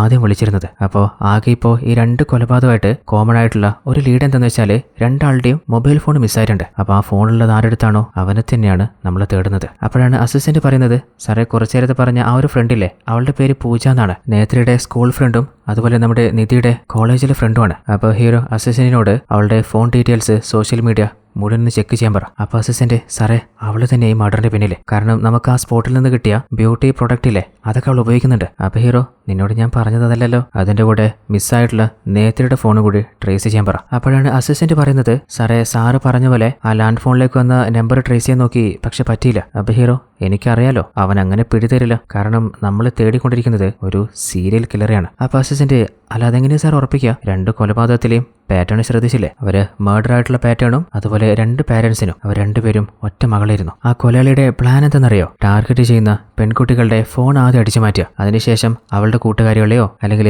അവർ സ്റ്റേ ചെയ്യുന്ന സ്ഥലത്തെയോ ലാൻഡ് ഫോണിൽ കോൺടാക്ട് ചെയ്തിട്ട് നിങ്ങളുടെ ഫോൺ മിസ്സായി പോയിട്ടുണ്ടോ, അതിപ്പോൾ എൻ്റെ കയ്യിലുള്ളത്. എന്നാൽ അവനാണെങ്കിൽ വളരെ സ്വീറ്റായിട്ട് സംസാരിക്കുമ്പോൾ ആ പെൺകുട്ടികളും ഒറ്റയ്ക്ക് ധൈര്യത്തിൽ പോയിട്ട് ഫോൺ വാങ്ങാന്ന് കരുതിയിട്ടാണ് അവന്റെ ട്രാപ്പിൽ പെട്ടിട്ട് അവന്റെ അരികിലേക്ക് പോകുന്നത്. എന്നാൽ അവൻ ഫോൺ കൊടുക്കാനല്ലേ വിളിപ്പിച്ചത്. അവിടെ വെച്ച് ആ വിക്ടിംസിനെ ആ കൊലയാളി അറ്റാക്ക് ചെയ്യും. അങ്ങനെ അവരെ മൃഗീയമായിട്ട് അവൻ കൊലപ്പെടുത്തിയിട്ട് ആ വിക്ടിംസിന്റെ ഫോണുമായിട്ട് അവൻ മുങ്ങുന്നതായിരിക്കും, അല്ലെങ്കിൽ ചിലപ്പോൾ ഡിസ്ട്രോയ് ചെയ്ത് കളയുന്നതായിരിക്കും. അപ്പോൾ അസിസ്റ്റന്റ് അല്ല സാറേ ആ കൊലയാളിയുടെ ഉദ്ദേശം എന്തായിരിക്കും? അപ്പോൾ ഹീറോ അവന്റെ മോട്ടീവ് തന്നെയാണ് നമ്മൾ കണ്ടുപിടിക്കേണ്ടതും. ആകെ ആ കൊലയാളിയെക്കുറിച്ച് നമ്മുടെ കയ്യിലുള്ളത് അവൻ നമ്മളെ ചലഞ്ച് ചെയ്തിട്ടുള്ള രണ്ട് നോട്ടുകളാണ്. അതിലെന്താ എഴുതിയെന്ന് നമുക്ക് മനസ്സിലാക്കാനും പറ്റുന്നില്ല. അപ്പോൾ ആദ്യം നമുക്ക് അത് മനസ്സിലാക്കി കളയാം. അങ്ങനെ കന്നഡ ട്രാൻസ്ലേറ്റർ ആയിട്ടുള്ള ഒരാളെ തേടിയിട്ടാണ് നമ്മുടെ ഹീറോ ഇപ്പോൾ പോയിക്കൊണ്ടിരിക്കുന്നത്. അങ്ങനെ അവർ വന്നിട്ടുള്ളത് വേറെ ആരെടുത്തുമല്ല, പോലീസ് ഓഫീസറായിരുന്ന നമ്മുടെ ഹീറോയുടെ അച്ഛന്റെ അരികിൽ തന്നെയാണ്. എന്നാൽ ഹീറോയോട് അച്ഛൻ സംസാരിക്കുന്നില്ല. അപ്പോൾ അസിസ്റ്റന്റ് സാറ് നമ്മൾ വന്നത് ഒരു കൊലക്കേസുമായിട്ട് ബന്ധപ്പെട്ട പഴയ കന്നഡത്തിലെ ഒരു എഴുത്തിനെ കുറിച്ച് അറിയാനാണ്. അങ്ങനെ അതിന്റെ അർത്ഥം പറയുന്നത് ഞാൻ അനുഭവിച്ചത് എന്താണോ അത് മറ്റുള്ളവരെ അറിയിക്കാതെ ഈ ലോകം ഞാൻ വിടില്ല, എന്റെ ലക്ഷ്യം അതാണ്. അപ്പൊ ഹീറോയ്ക്ക് ഒരു കാര്യം ഉറപ്പായിട്ടുണ്ട്. അപ്പൊ കൊലയാളി പ്രതികാരം വീട്ടിക്കൊണ്ടിരിക്കുകയാണ്. അപ്പൊ ഹീറോ താങ്ക്സ് ഉണ്ട് സാറേ. അപ്പൊ അച്ഛൻ ഇത്ര വർഷം കഴിഞ്ഞിട്ട് നീ വീട്ടിലേക്ക് വന്നിട്ട് നിനക്ക് ഒരു മാറ്റമില്ലല്ലോ. അപ്പൊ ഹീറോ പഴയ കന്നഡത്തിലെ സഹായം ചോദിക്കാൻ വേണ്ടി വന്നതാ, അതിനെന്തെങ്കിലും ഫീസ് ഉണ്ടെങ്കിൽ പറഞ്ഞു തന്നേക്കാം. അപ്പൊ അച്ഛൻ ഇതെന്റെ ഡിപ്പാർട്ട്മെന്റിന്റെ കേസായതുകൊണ്ടാണ് ഞാൻ സഹായിച്ചത്, എനിക്ക് നിന്റെ പൈസ ഒന്നും വേണ്ട. അപ്പൊ ഹീറോ എന്നാൽ ആ പൈസ വല്ല അമ്പലത്തിൽ ഞാൻ ഇട്ടോളൂ, നീ വിദ്വേഷവും മനസ്സിൽ വെച്ച് നടന്നോ, ഇനി എത്ര നാള് ഞാൻ ഉണ്ടാവുമെന്ന് അറിയില്ല. അപ്പൊ ഹീറോ നിങ്ങൾ കാണിച്ചൊരു വിദ്വേഷം കൊണ്ട് നഷ്ടം സംഭവിച്ചത് എനിക്കാണ്, ഇന്നും അതെന്റെ ഉള്ളിൽ കടന്ന് പെടഞ്ഞുകൊണ്ടിരിക്കുകയാണ്. അപ്പോഴാണ് അവർ രണ്ടുപേരുടെ ഇടയിലുള്ള ആ ഒരു പ്രശ്നം എന്താണെന്ന് നമ്മൾ കാണുന്നത്. അതായത് ഹീറോയുടെ അച്ഛനില്ലേ തന്റെ കൂട്ടുകാരന്റെ മകളെ കൊണ്ട് ഹീറോയെ കല്യാണം കഴിപ്പിക്കാന്ന് പ്രോമിസ് ചെയ്തിട്ടുണ്ടായിരുന്നു. എന്നാൽ ഹീറോയ്ക്ക് ജനനിയല്ലേ ഇഷ്ടപ്പെട്ടെ, ഹീറോ അവൾക്കും സമ്മതം കൊടുത്തിരുന്നു. അപ്പൊ അച്ഛനാണെങ്കിൽ എന്റെ വാക്കിന് ഒരു വിലയില്ലേ, എന്നോട് ചോദിച്ചിട്ടില്ലല്ലോ അച്ഛൻ സമ്മതം കൊടുത്തത്, എന്റെ ജീവിതം ഞാനല്ലേ ജീവിക്കണ്ടേ. ശിവാജി നീയും ജനനിയും കൂടി തെരുവിലിരുന്ന് ചില നായ്ക്കൾക്ക് ഫുഡ് കൊടുക്കുന്ന കണ്ടിരുന്നു, ആ നായ്ക്കളെ പോലെ ഒരു ദിവസം അവളെ നിന്നിട്ടിട്ട് പോകും. എന്നാൽ ഹീറോ അച്ഛാ വാക്കുകൾ സൂക്ഷിച്ചു വേണം, എന്റെ ജീവിതം അത് അവളുടെ കൂടെ ആയിരിക്കും, നിന്റെ തീരുമാനം അതാണെങ്കിലേ പിന്നെ നിനക്ക് ഈ വീട്ടിൽ സ്ഥാനമില്ല. അങ്ങനെ ഹീറോ വീട്ടിൽ നിന്നിറങ്ങി ജനനെ രജിസ്റ്റർ മാരേജ് ചെയ്യാൻ വേണ്ടിയിട്ട് കല്യാണം ഉറപ്പിച്ചു. എന്നാൽ ജനനിക്ക് ഒരു പ്രതീക്ഷ ഉണ്ടായിരുന്നു അച്ഛൻ വരുന്നു. എന്നാൽ ഹീറോ പറയുന്നുണ്ട് ചെറുപ്പം മുതലേ അച്ഛനെ കാണുന്നില്ലേ, നിങ്ങൾ അച്ഛനൊന്ന് വിളിച്ചു നോക്ക്. എന്നാൽ ഹീറോ സമ്മതിക്കാതായപ്പോ ജനനി ഫോൺ ചെയ്തിട്ട് അങ്ങളെ മാരേജിന് വരില്ലേ, തെരുവിലെ നായ്ക്കളോട് ഞാൻ സംസാരിക്കാറില്ല എന്ന് പറഞ്ഞ് അങ്ങനെ ഫോൺ കട്ടിയാണ്. എന്റെ ഭാര്യയോട് ഈ രീതിയിൽ ബിഹേവ് ചെയ്യുന്ന ഒരാളോട് ജീവിതത്തിൽ ഇനി ഒരിക്കലും എനിക്ക് ഫോണിൽ ഒന്നും സംസാരിക്കാനില്ല. അങ്ങനെ വളരെ ഹാപ്പി ആയിട്ട് തന്നെ അവരുടെ കല്യാണം കഴിയാണ്. ജനനി ആദ്യമായിട്ട് നമ്മുടെ ഹീറോയ്ക്ക് ഇഷ്ടപ്പെട്ട ഒരു നായക്കുട്ടിയാണ് സമ്മാനമായിട്ട് കൊടുത്തത്. അപ്പോൾ ഹീറോ തന്റെ ലൈഫിലെ കഥയൊക്കെ തന്റെ മകളോടും പറഞ്ഞു കൊടുക്കാണ്. അങ്ങനെ അച്ഛന്റെ ലൈഫിലെ സ്റ്റോറി കഴിഞ്ഞിട്ടോ. അപ്പോൾ കുഞ്ഞിപ്പെണ്ണ് ചുക്കിയാണെങ്കിൽ അല്ല അച്ഛാ, മുത്തശ്ശൻ സോറി ചോദിച്ചാല് നിങ്ങളുടെ ഇടയിലെ പ്രശ്നം തീരുമോ? അച്ഛൻ എന്നോട് സോറി ചോദിക്കേണ്ട ആവശ്യമൊന്നുമില്ല, ഞാൻ ശരിക്കും അങ്ങോട്ട് സോറി ചോദിക്കണ്ടേ? അപ്പൊ ചുക്കി, ഇനിയിപ്പോ ഞാൻ എന്തെങ്കിലും തെറ്റ് ചെയ്ത് കഴിഞ്ഞാല് എന്നെയും അച്ഛൻ വീട്ടിൽ നിന്ന് പുറത്താക്കുവോ? എന്നാലും മുത്തശ്ശി, അങ്ങനെ നിന്റെ അച്ഛൻ പറയോ? അടുത്ത സീനിലെ ഓഫീസിലേക്ക് ഹീറോ വരുമ്പോ മീഡിയ ചോദിക്കുന്നുണ്ട്, ഇനിയും പെൺകുട്ടികൾ ഇതുപോലെ മരണപ്പെടുവോ? ആ കില്ലറെ പിടിക്കാൻ പറ്റുമോ? അതെന്താന്ന് ഞാൻ കാണിച്ചു തരാന്ന് പറഞ്ഞിട്ട് ഹീറോ നേരെ DCP കാണാൻ വന്നിട്ട്, അല്ല മേഡം, ഈ ഒരു കേസ് അന്വേഷണത്തിനെ കുറിച്ചിട്ട് ഞാൻ, എന്റെ അസിസ്റ്റന്റ്, പിന്നെ മേഡം, നമ്മൾ 3 പേരല്ലാതെ വേറെ ആരും അറിയില്ലല്ലോ, പിന്നെ എങ്ങനെയാ മീഡിയ അറിഞ്ഞ്? അപ്പൊ DCP, നമ്മളെ വാച്ച് ചെയ്യുന്ന ഏതെങ്കിലും ഒരുത്തൻ ഉണ്ടാവുമായിരിക്കും. എന്നാൽ ഹീറോയുടെ സംശയം ആ ഒരു സീരിയൽ കില്ലർ ഒരു സ്ത്രീയാണെന്നല്ലേ. ഇനിയിപ്പോ അത് DCP ആണെങ്കിലോ? അപ്പോൾ DCP ചോദിക്കുന്നുണ്ട്, ഇനി എന്താ നമ്മുടെ പ്ലാന്? നിലവിലിപ്പോ 2 കൊലപാതകം അവൻ ചെയ്തു കഴിഞ്ഞിട്ടുണ്ട്, അടുത്തൊരു കൊലപാതകം ചെയ്യാൻ അവനെ ഞാൻ എന്തായാലും വിടില്ല. അപ്പോൾ DCP, അല്ല, അവസാനമായിട്ട് നിധി അവളെ ഹെൽപ്പ് ചെയ്യാനും പറഞ്ഞിട്ട്, ശിവാജി നിങ്ങൾക്കല്ലേ മെസ്സേജ് അയച്ചേ, അതെന്തുകൊണ്ടായിരിക്കും? അത് ചിലപ്പോ ആ വിക്ടിംസുമായിട്ടോ അല്ലെങ്കിൽ കൊലയാളിയായിട്ടോ എനിക്ക് എന്തെങ്കിലും കണക്ഷൻ ഉണ്ടാകുമോ എന്നൊരു സംശയമുണ്ട്. അപ്പോഴാണ് അസിസ്റ്റന്റ് ഒരു പാർസൽ ഹീറോ കൊണ്ടുവന്ന് കൊടുക്കുന്നത്. ഞാനൊന്നും ഓർഡർ ചെയ്തിട്ടില്ലല്ലോ. ഓഫീസിലേക്ക് സാറിന്റെ അഡ്രസ്സിൽ വന്ന് ഓപ്പൺ ചെയ്ത് നോക്കുമ്പോ അതിലൊരു ക്യാമറയാണ്. അതില് ആ ഒരു കൊലയാളിയിലെ വിചിത്രമായിട്ടുള്ള ശബ്ദത്തില് ഒരു സ്ഥലം കാണിച്ചിട്ട്, ഇതേ നാട്ടില് 3ാമത്തെ കൊലപാതകം കൂടി നടക്കാൻ പോവാണ്. സാറേ, നിങ്ങൾക്ക് എന്തെങ്കിലും ചെയ്യാൻ പറ്റുമോ? അത് കണ്ടപ്പോ DCPക്ക് ദേഷ്യം വന്നിട്ട്, നമ്മുടെ ഓഫീസില് അവൻ ഈ പാർസൽ കൊണ്ട് വന്നിട്ട് ആരും കണ്ടിട്ടില്ലാന്നോ? CCTVയിൽ പോലും റെക്കോർഡ് ആയിട്ടില്ലാന്നോ? അങ്ങനെയാണെങ്കിൽ നമ്മുടെ കൂട്ടത്തിൽ തന്നെ ഒരുത്തനാണോ അത്? അപ്പൊ DCP, അവനെന്തായാലും ആ ഒരു വീഡിയോയിൽ ഒരു പ്ലേസ് കാണിച്ചിട്ടില്ലേ, അതെവിടെയാണെന്ന് ഫൈൻഡ് ചെയ്യാം. അങ്ങനെ ഒരു ടെക്കി വിളിപ്പിക്കുകയാണ്. അപ്പൊ അവനോട് ചോദിക്കുന്നുണ്ട്, ഇതുപോലൊരു വീഡിയോ വെച്ചിട്ട് ആ ഒരു പ്ലേസ് എവിടെയാണെന്ന് ഫൈൻഡ് ചെയ്യാൻ പറ്റുമോ? അത് ഈസിയാ സാറേ. അപ്പൊ അസിസ്റ്റന്റ്, ഇവൻ വെറുതെ തള്ളുന്ന സാറേ. ശിവാജി സാറേ, ഞാൻ ഒരു ഫോട്ടോ എടുത്തോട്ടെ? അങ്ങനെ ഹീറോയുടെ കൂടെ ഒരു സെൽഫി എടുത്തിട്ട് നമ്മളൊരു സെൽഫി ക്ലിക്ക് ചെയ്താൽ പോലും അതൊരു ഫോട്ടോ ആയിട്ട് മാത്രമല്ല ഫോണിൽ സ്റ്റോർ ആവുക. ഈ ഒരു ഫോട്ടോ ഏത് ലെൻസിലെടുത്തത്, ഏത് ലൊക്കേഷനിൽ വെച്ചിട്ടാണ് എടുത്തത്, എല്ലാ ഡീറ്റെയിൽസും നമുക്ക് ഈസിയായിട്ട് കളക്ട് ചെയ്യാൻ പറ്റും. അങ്ങനെ ആ ഒരു ലൊക്കേഷൻ നോക്കുമ്പോൾ ക്രൈംബ്രാഞ്ചിന്റെ ഹെഡ്ക്വാർട്ടേഴ്സ് ആണെന്ന് കറക്റ്റ് കാണുന്നുണ്ട്. അപ്പൊ അസിസ്റ്റന്റ്, സാറേ ഇവൻ അത്യാവശ്യം ഇന്റലിജന്റ് ആട്ടാ, എന്നാൽ സാറിന്റെ അത്ര ഒന്നുമില്ല. അങ്ങനെ ഡീറ്റെയിൽസ് ഫൈൻഡ് ചെയ്യാനായിട്ട് ആ ഒരു ക്യാമറ കൊടുക്കുമ്പോൾ ടെക്കി പറയുന്നുണ്ട്, സാറേ ഇവൻ എന്നെക്കാളും ബുദ്ധിമാനാ തോന്നുന്നുണ്ട് കേട്ടോ. അതായത് ഒരിക്കലും ഞാൻ ലൊക്കേഷൻ ട്രേസ് ചെയ്യാതിരിക്കാനേ ഇവൻ പുതിയ മോഡല് വീഡിയോ ക്യാമറ യൂസ് ചെയ്യാതെ പഴയ ലെൻസ് ക്യാമറ ഉപയോഗിച്ചിട്ടില്ലേ. അപ്പൊ ഹീറോ, അല്ല ഈ ക്യാമറ വെച്ചിട്ട് ലൊക്കേഷൻ പിടിക്കാൻ പറ്റില്ലേ? ഒന്ന് ട്രൈ ചെയ്ത് നോക്കാം. ഉറപ്പൊന്നുമില്ല സാറേ. അങ്ങനെ ആ ഒരു വീഡിയോ പ്ലേ ചെയ്ത് നോക്കുമ്പോൾ ആ ഒരു റൂമിലായിട്ട് തന്നെ ഒരു ലാൻഡ് ലൈൻ ഉണ്ട്, അതിന്റെ മുകളിൽ ഒരു കോളിംഗ് ബെല്ലും ഉണ്ട്. അപ്പൊ ഹീറോയ്ക്ക് ഒരു കാര്യം ഉറപ്പായിട്ടുണ്ട്, ഇതെന്തായാലും ഒരാളുടെ വീടല്ല, മറിച്ച് ഏതോ ഒരു അപ്പാർട്ട്മെന്റോ ഹോട്ടൽ റൂമോ ആയിരിക്കും. അതുപോലെ ചുമരില് ഒരു വാൾപ്പിക്കില്ലേ, ഇതുപോലെ പിക്ചേഴ്സ് പതിച്ചിട്ടുള്ള ഹോട്ടൽ എവിടെയെങ്കിലും ഉണ്ടോ എന്ന് ഒന്ന് നെറ്റിൽ സെർച്ച് ചെയ്യും. നോക്കുമ്പോൾ കുറേയധികം ഹോട്ടൽസ് ഉണ്ട്. എന്നാൽ അവൻ എന്തായാലും ഈ ഒരു ഏരിയയിൽ തന്നെ ആയിരിക്കുമല്ലോ. അങ്ങനെ ആ ഒരു ഏരിയയിലുള്ള പിങ്ക് ഹോട്ടൽ എന്ന ആ ഒരു കൊലയാളി അയച്ച അതേ ഹോട്ടൽ ഫൈൻഡ് ചെയ്യാണ്. അങ്ങനെ ഹീറോയിലെ SI വിളിച്ചിട്ട്, നിലവിൽ കൊല്ലപ്പെട്ട വിക്ടിംസ് എല്ലാവരും പെൺകുട്ടികളാണ്, അവൻ മൊബൈൽ ഫോൺ മിസ്സാകുന്ന രീതിയിലാണ് ടാർഗറ്റ് ചെയ്യുന്നത്. അതുകൊണ്ട് അങ്ങനെ ഏതെങ്കിലും മിസ്സിംഗ് കംപ്ലൈന്റ് വന്നാൽ അവർക്കൊരു എക്സ്ട്രാ കെയർ കൊടുക്കണം. അതുപോലെ ടീമിനോട് പോലീസ് വേഷത്തിൽ വേണ്ട മഫ്തിയിൽ ഇറങ്ങാൻ പറഞ്ഞാൽ മതി. അങ്ങനെ SIയുടെ ടീമിലെ മഫ്തിയിൽ ആ ഒരു ഹോട്ടൽ എത്തിയിട്ടുണ്ട്. അവിടെ ഒരു പാർട്ടി നടക്കാണ്. അതേസമയത്ത് നമ്മുടെ ഹീറോ തന്റെ വണ്ടിയിൽ വന്നുകൊണ്ടിരിക്കുമ്പോൾ പെട്ടെന്ന് വണ്ടി പഞ്ചറായി പോവാണ്. അപ്പോൾ ഹീറോയുടെ അച്ഛൻ വിളിച്ചിട്ടും എന്തോ മൈൻഡ് ഡിസ്റ്റർബ് ആയതുകൊണ്ട് ഫോൺ പിക്ക് ചെയ്യുന്നില്ല. അങ്ങനെ നമ്മുടെ ഹീറോയിലെ SI വിളിച്ചു നോക്കുമ്പോൾ SIയുടെ ഫോൺ സ്വിച്ച് ഓഫ് ആണ്. അങ്ങനെ കൂടെയുള്ള അസിസ്റ്റന്റിനെ വിളിച്ചിട്ട് SIക്ക് ഫോൺ കൊടുക്കുമ്പോൾ, നിന്നെ കുറെ നേരമല്ലേ വിളിക്കുന്നത്, ഫോൺ സ്വിച്ച് ഓഫ്. അത് സാറേ മീഡിയയിൽ നിന്ന് വിളിച്ചിട്ട് സമാധാനം തരുന്നില്ല. പിന്നെ സാറ് പറഞ്ഞ പോലെ ഇവിടെ ഒരു ബാറിലെ ഒരു പെൺകുട്ടിയെ ഞാൻ കസ്റ്റഡിയിൽ എടുത്തിട്ടുണ്ട്. അവളുടെ പേര് ശർമ്മല എന്ന. ആള് സുന്ദരിയാട്ടാ. അപ്പൊ ഹീറോ, ആഹാ കൊള്ളാല, നിനക്ക് ഇഷ്ടപ്പെട്ട? എന്നാലൊരു കാര്യം ചെയ്യ്, അവളോട് അവളുടെ ഡേറ്റ് ഓഫ് ബർത്ത് ചോദിക്കും. അതുപോലെ നിന്റെ ഡേറ്റ് ഓഫ് ബർത്ത് എടുത്തോ, എന്നിട്ട് ജാതകം നോക്കിയിട്ട് അവളെയും കെട്ടിക്കോ. അടുത്ത 1.5 മണിക്കൂറിൽ ഞാനവിടെ ഉണ്ടാവും. ആ ഹോട്ടലിലെ എല്ലാ റൂമിലെ ആളെക്കുറിച്ചും, പ്രത്യേകിച്ച് നമ്മൾ തേടുന്ന റൂമിനെ കുറിച്ചുള്ള ഡീറ്റെയിൽസിന് കിട്ടിയിരിക്കണം. അങ്ങനെ ആ ഒരു ഏരിയയിൽ എത്തിയപ്പോൾ ഹീറോ ചോദിക്കുന്നുണ്ട്, അല്ല CCTV വിഷ്വൽസ് നോക്കിയോ? സാറേ ഈ ഒരു ഭാഗം ഭയങ്കര വിചിത്ര, ഇവിടെ എവിടെയും ഒരു CCTV പോലും ഇല്ല. സാറ് പറഞ്ഞ ആ റൂമിലുണ്ടായിരുന്ന വിക്ടിമില്ലേ 3 ദിവസം മുമ്പാണ് റൂം ബുക്ക് ചെയ്തത്. എന്നാൽ ഇന്ന് തന്നെ അവൻ വെക്കേറ്റ് ചെയ്തിട്ടുണ്ട്. അവൻ കൊടുത്ത പേരെന്തായാലും ഫേക്ക് ആയിരിക്കും. അപ്പോൾ അവൻ നമ്മളൊന്ന് ട്രിഗർ ചെയ്യാനായിട്ട് ഇവിടെ റൂം ബുക്ക് ചെയ്ത് ഒരു വീഡിയോ എടുത്ത് നമുക്ക് അയച്ചിട്ട് വെക്കേറ്റ് ചെയ്ത് പോയതായിരിക്കും. എന്റെ ബലമായ സംശയം അവൻ ഇവിടെ എവിടെയോ നിന്നിട്ട് നമ്മൾ ശരിക്കും വാച്ച് ചെയ്യുന്നുണ്ട്. അപ്പോഴാണ് മീഡിയയിലെ ഒരു ലേഡി റിപ്പോർട്ടർ എന്ന് പറയുന്നത്, സാറേ 12 മണിയാകുമ്പോൾ ഒരു കൊലപാതകം നടക്കുന്ന ഞങ്ങൾക്കൊരു ഫോൺ വന്നിരുന്നല്ലോ, ആരെ വിളിച്ചേ, ആരാന്ന് പറഞ്ഞിട്ടില്ല. അപ്പൊ ഹീറോ ടൈം നോക്കുമ്പോൾ 11:50, 10 മിനിറ്റിലെ. അപ്പൊ ഒരു കൊലപാതകം നടക്കാൻ പോകുന്നുണ്ടെന്നോ. അങ്ങനെ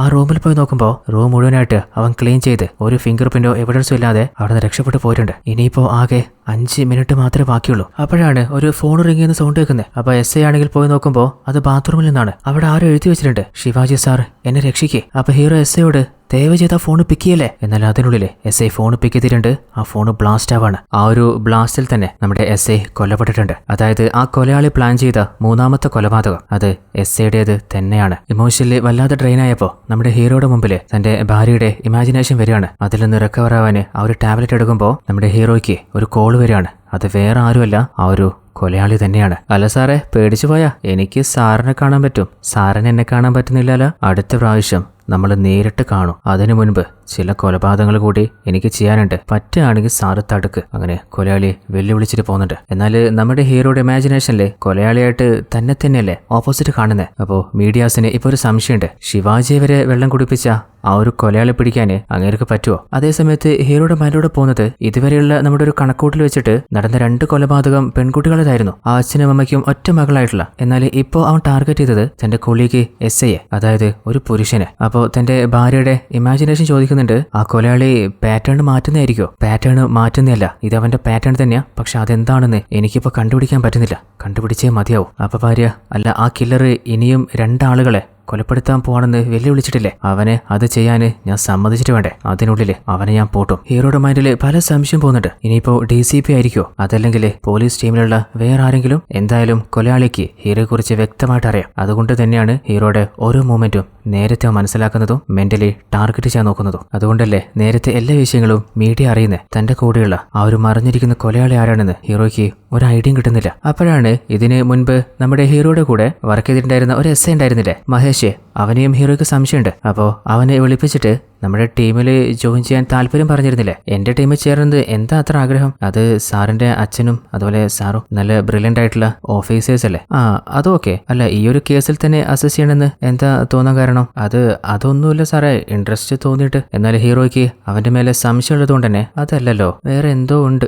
എന്തോ ആവട്ടെ. മഹേഷ്, നിന്റെ സംശയത്തില് ആ കൊലയാളി ആരായിരിക്കും? അതെനിക്ക് എങ്ങനെയാ അറിയാം സാറേ? അല്ല, നീ തന്നെ ആ കില്ലർ ആയിക്കൂടെ? സാറേ, സാറെന്താ ഈ പറയുന്നത്? എന്നാല് മഹേഷ്, നീ പ്രൂവ് ചെയ്യേ നീ അല്ലാന്ന്. അല്ല സാറേ, ഞാനല്ല, നീ തന്നെയാടാ. അങ്ങനെ മഹേഷിനെ അറസ്റ്റ് ചെയ്ത് കൊണ്ടുപോകണം. അങ്ങനെ മീഡിയ മുഴുവനായിട്ട് ആ കൊലയാളിയെ കിട്ടിയെന്ന് ബ്രേക്കിംഗ് ന്യൂസ് പബ്ലിഷ് ചെയ്യുന്നുണ്ട്. എന്നാൽ നേരെ മഹേഷിനെ അറസ്റ്റ് ചെയ്ത് നമ്മുടെ DCPയുടെ അരികിലെല്ലാം കൊണ്ടുവന്ന്, മഹേഷ് സാറേ, ഞാൻ ആരെയും കൊന്നിട്ടില്ല, ഞാനല്ല കൊലയാളി. അപ്പൊ ഹീറോ, നീ ഒന്ന് ടെൻഷൻ ആവാതിരിക്കടാ, നീയല്ല ആ കില്ലറെന്ന് എനിക്കും അറിയാം. എന്നാൽ അവനൊന്ന് കൺഫ്യൂസ് ചെയ്യാന്, അവനെ ലോക്ക് ചെയ്യാന് ഞാൻ നടത്തിയ ഒരു ഡ്രാമയല്ലേ ഇത്? അപ്പൊ DCP, ഇത് ഡേഞ്ചർ അല്ലേ? അല്ല മാഡം, പിന്നെ എന്ത് നോക്കിക്കാനാ? ആദ്യത്തെ കൊലപാതകം മുതലേ ആ കൊലയാളി നമ്മുടെ ഡിപ്പാർട്ട്മെന്റിനെ, സൊസൈറ്റിയുടെ മുമ്പിൽ കരിവാരി തേക്കാന് ചലഞ്ച് ചെയ്തോണ്ടിരിക്കല്ലേ. ഇത്രയും നാള് അവനെ ഡിഫെൻഡ് ചെയ്യാന്, അവൻ ആരാണെന്ന് കണ്ടുപിടിക്കാന് നമുക്കൊന്നും ചെയ്യാൻ പറ്റില്ലല്ലോ. ഇനിയും അതുപോലെ ഇരുന്നാൽ പറ്റില്ല, തിരിച്ച് അങ്ങോട്ടേക്ക് അറ്റാക്ക് ചെയ്യാം. നമ്മളെ മാത്രം എമോഷണലി അവൻ ഡൗൺ ചെയ്താൽ പോരല്ലോ, അവന്റെ എമോഷനും നമ്മൾ ടാർഗറ്റ് ചെയ്യണം. അപ്പൊ DCP, അല്ല അതെങ്ങനെ? അതായത് ഓരോ സീരിയൽ കില്ലറിന്റെ ഉള്ളിലും ഒരാഗ്രഹം ഉണ്ടാവും, അവനെ കണ്ട് എല്ലാവരും ഭയക്കണം, അവൻ ചെയ്യുന്ന കൊലപാതകത്തിന്റെ ക്രെഡിറ്റ് അവന് മാത്രം കിട്ടണമെന്ന്. എന്നാൽ മീഡിയയിൽ മുഴുവനായിട്ട് ഇപ്പൊ വേറൊരു കൊലയാളിയെ നമ്മൾ പിടിച്ചെന്നറിയുമ്പോൾ അവന്റെ ടെമ്പർ കയ്യിൽ പോകും. അവന്റെ ക്രെഡിറ്റ് വേറെ ആൾക്ക് കിട്ടുമ്പോൾ അവന് സഹിക്കുമോ? അപ്പോൾ അവന്റെ നെക്സ്റ്റ് പ്ലാനിൽ എന്തായാലും ഒരു പിഴവ് പറ്റും, നമ്മൾ അവിടെ വെച്ച് അവനെ ലോക്ക് ചെയ്യും. എന്നാൽ മീഡിയ വീണ്ടും പിന്നാലെ തന്നെയാണ്. ഇതുവരെ പോലീസ് അറസ്റ്റ് ചെയ്ത ആ ഒരു കില്ലർ ആരാണെന്ന് റിവീൽ ചെയ്തിട്ടില്ല. അതിന്റെ പിന്നില് വേറെ എന്തെങ്കിലും ഉദ്ദേശം ഉണ്ടാവോ? അപ്പോഴാണ് നമ്മുടെ ഹീറോയിലെ DCP ടീമും വിളിപ്പിക്കുന്നത്. അതായത് മറ്റൊരു പെൺകുട്ടി കൂടി, ശിവാജ് സാർ എന്നെ ഒന്ന് ഹെൽപ്പ് ചെയ്യുന്ന ഒരു വോയിസ് മെസ്സേജ് പോലീസ് ടീമിനെ ഡയറക്റ്റ് ആയിട്ട് അയച്ചിട്ടുണ്ട്. എന്നാൽ അതാരായിരിക്കും ഒരു ക്ലൂവും കിട്ടുന്നില്ല. അപ്പോഴാണ് ഹീറോയുടെ അസിസ്റ്റന്റ് പറയുന്നത്, സാറേ ഈ സൗണ്ട് ഞാൻ എവിടെ കേട്ടിട്ടുണ്ട്, എവിടെ കേട്ടുന്ന് അതെനിക്ക് ഓർത്തെടുക്കാൻ പറ്റുന്നില്ല. അങ്ങനെ ഹീറോ വീണ്ടും വീണ്ടും അത് പ്ലേ ചെയ്യാണ്. ഓർത്തെടുക്കാൻ നോക്ക്, ആ പെൺകുട്ടിയുടെ ജീവൻ രക്ഷിക്കാനേ വേറെ വഴിയില്ല. അപ്പോഴാണ് ആ ഒരു വോയിസിന്റെ ബാക്ക്ഗ്രൗണ്ടില് ചില പ്ലേസിന്റെ സൗണ്ട് കേൾക്കുന്നത്. അപ്പൊ ഏകദേശം അത് മംഗളൂരു ഭാഗത്തുള്ള ഒരു ഏരിയ ആണെന്ന് ഹീറോയ്ക്ക് മനസ്സിലായിട്ടുണ്ട്. അപ്പോഴാണ് മറ്റൊരു കോള് വരുന്നത്. അപ്പൊ ഹീറോ, നീയുള്ള ഏരിയ ഏകദേശം മനസ്സിലായിട്ടുണ്ട്, ആ ഒരു കൊലയാളിയെ കുറിച്ച് എന്തെങ്കിലും ക്ലൂ പറ. എന്നാൽ ആ പെൺകുട്ടിയാണെങ്കിലേ, ശിവാജി സാർ എന്നെ രക്ഷിക്ക്, അതായത് ഓൾറെഡി പ്രീ റെക്കോർഡ് ചെയ്ത പോലെ വോയിസ് പ്ലേ ആവാണ്. അതേ സമയത്ത് തന്നെ ആ ഒരു നമ്പറിന്റെ ലൊക്കേഷൻ എടുത്തപ്പോൾ അത് ഹാസൻ എന്ന ഒരു ഏരിയയിലേക്കാണ് പോയിക്കൊണ്ടിരിക്കുന്നത്. ഹീറോ പ്രഡിക്ട് ചെയ്ത സ്ഥലത്ത് നിന്ന് 1 കിലോമീറ്റർ ദൂരെ, അതായത് ആ ഒരു കില്ലർ ആ പെൺകുട്ടിയും കൊണ്ട് ട്രാവൽ ചെയ്തുകൊണ്ടിരിക്കുകയാണ്. അങ്ങനെയാണെങ്കിൽ അവൻ പ്രീ റെക്കോർഡ് ചെയ്തതല്ല, ആ പെൺകുട്ടിയെ ഒരു പാവയെ പോലെ അവൻ പറയുന്ന പോലെ ചെയ്യിപ്പിച്ചുകൊണ്ടിരിക്കുകയാണ്. എന്നാൽ ഹീറോയ്ക്ക് ഒരു കാര്യം ഉറപ്പാണ്, അതായത് അവൻ ട്രാവലാണെങ്കിൽ ഒന്നുകിൽ അത് അവന്റെ സ്വന്തം വണ്ടിയായിരിക്കും, അല്ലെങ്കിൽ പബ്ലിക് ആയിട്ടുള്ള ബസ്സോ ട്രെയിനോ അങ്ങനെ ഏതെങ്കിലും ആയിരിക്കും. മാക്സിമം അങ്ങനെ ഒരു ബസ്സിലോ മറ്റാവാനാ സാധ്യത, കാരണം പോലീസ് ചെക്കിങ്ങിൽ നിന്നൊക്കെ അവൻ ഈസിയായി എസ്കേപ്പ് ആവാലോ. അപ്പോഴാണ് അസിസ്റ്റന്റ് ആ വോയിസ് വീണ്ടും വീണ്ടും കേട്ടപ്പോ പെട്ടെന്ന് പറയുന്നുണ്ട്, സാറേ വോയിസ് മനസ്സിലായി, നമ്മുടെ സിനിമ നടി പൂജയുടേതാ, അവളൊരു ഫേമസ് മൂവിയിലെ 25 പ്രാവശ്യം ഞാൻ കണ്ടിട്ടുണ്ട്, അങ്ങനെയൊന്നും ഞാൻ മറക്കൂല. അപ്പോഴാണ് ടെക്കി പറയുന്നത്, സാറേ പൂജ ഗാന്ധി ആണെങ്കിൽ അവർക്ക് ശരിക്കും കന്നഡം വഴങ്ങില്ല, അതുകൊണ്ട് വേറൊരു ഡബ്ബിംഗ് ആർട്ടിസ്റ്റ് ആണ് അവർക്ക് വോയിസ് കൊടുത്തിട്ടുള്ളത്. അങ്ങനെയാണെങ്കിൽ ആ കില്ലർ ലോക്ക് ചെയ്തിട്ടുള്ളത് ആ ഒരു ഡബിംഗ് ആർട്ടിസ്റ്റിനെയാണ്. നാലാമതായിട്ട് അവൻ കൊലപ്പെടുത്താൻ പോകുന്നത് ആ പെൺകുട്ടിയാണ്. അപ്പോൾ ഉടനെ തന്നെ DCPയിലെ ഈ അടുത്തായിട്ട് പൂജ ഗാന്ധിക്ക് ആരൊക്കെയാണ് ഡബിംഗ് ചെയ്തിരുന്നത്